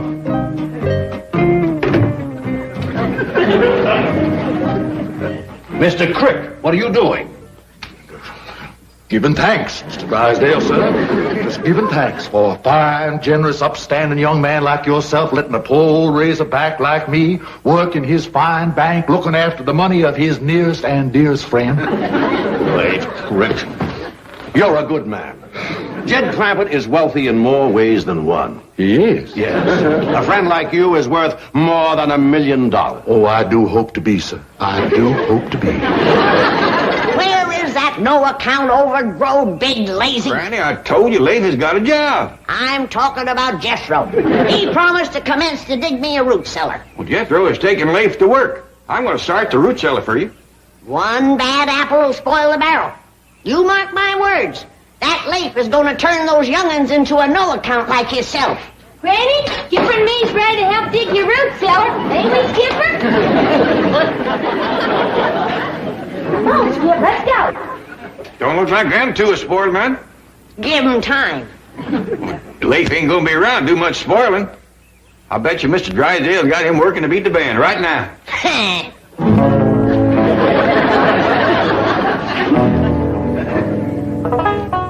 I didn't singe your whiskers, did I? No, not a bit.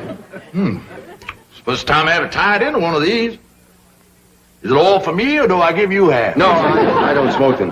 Mr. Crick, would you like me to send for my barber? No. I can smoke it by myself. No, I thought you might want a shave and a haircut.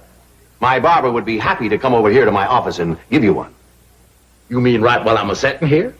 All I have to do is call him. That sure is handy. Yes, isn't it? I'll just keep that in mind if I ever should need a shave and a haircut. Well, right now, I'm anxious to get to work. That's the kind of a man I am. I'm not much of a one for sitting around. Good. What I have in mind for night watching old Jed's money is if you was to put it into some gunny sacks, I'd set on them sacks with my shotgun across my lap. Now, then you wouldn't have to worry at all. You could just go off someplace and sleep like a baby. Mr. Crick, I'm afraid you have a slight misconception about the way we guard our money here at the bank. In the first place, Mr. Clampett's fortune isn't actually here. It ain't. No, most of it ain't. Isn't. And the money we do keep here is locked in a massive steel vault which cannot possibly be opened at night. That kind of worries me, old Jed and me being like that. Well, you can stop worrying. And Mr. Clampett knows his money is perfectly safe, and he knows he can get all he wants anytime he wants it. And is all that, huh? He doesn't even have to leave his house. Well, my, that is handy. Oh, my, look at all that daylight out there. Why, I've got time to chop old Jed another cord of wood or two before sundown. You, sir, are the hardest working man I have ever seen. Habit of a lifetime, sir. Jethro, you out there? Oh, I'm sorry, Mr. Crick. Jethro thought you were staying here. He's gone home. Oh, well, it's only 5 or 6 miles to old Jed's place. I guess I'll just run it. Good for my rheumatiz. Oh, Mr. Crick, wait just a minute. Chief, may I drive him home? Of course. Fantastic man. A human dynamo. Yes, it was quite amusing. When the Clampetts first arrived, Granny insisted the entire fortune be changed into silver so it could be buried in the backyard. What did you say? Buried in the backyard? I sure do thank you. You've been a great help to me. I'll be seeing you. What a bundle of energy. A fine example for Jethro. There you are, Jethro. Now get out there and commence digging your granny's root cellar. But, Uncle Jed, Mr. Crick says I ain't supposed to do women's work. See what I told you? The bad apple is commencing to spoil the barrel. Jethro, you don't listen to what Mr. Crick tells you. You do what I tell you. Now get on out there. I'll join you in a minute with the shovel. Yes, sir. Here comes the wormy wine sack now. I'm gonna fetch my shotgun. Jethro, stop your granny. Yes, sir. But what you fixing to do, Jed? I was fixing to do a little digging out back yonder. Well, I'll do it for you. You can help if you're a mite. No, I want to do it all myself. I stopped her, Uncle Jed. Well, let's commence the digging under that big old elm out there. Doggone it, Jethro. I want to do all the digging around here. Leif, the kind of digging that Granny wants done take one man all day. Well, hard work never hurt nobody.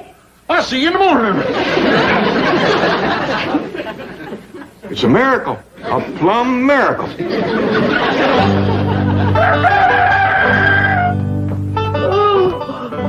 I said it last night and I'll say it again this morning.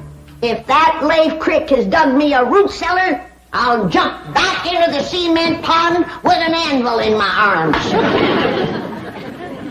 I wouldn't say too much, Granny. Leif's been right full of surprises lately. He's nothing but...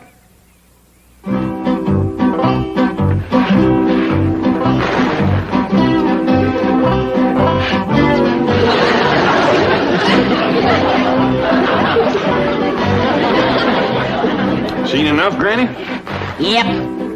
Fetch the anvil. We ain't got a anvil.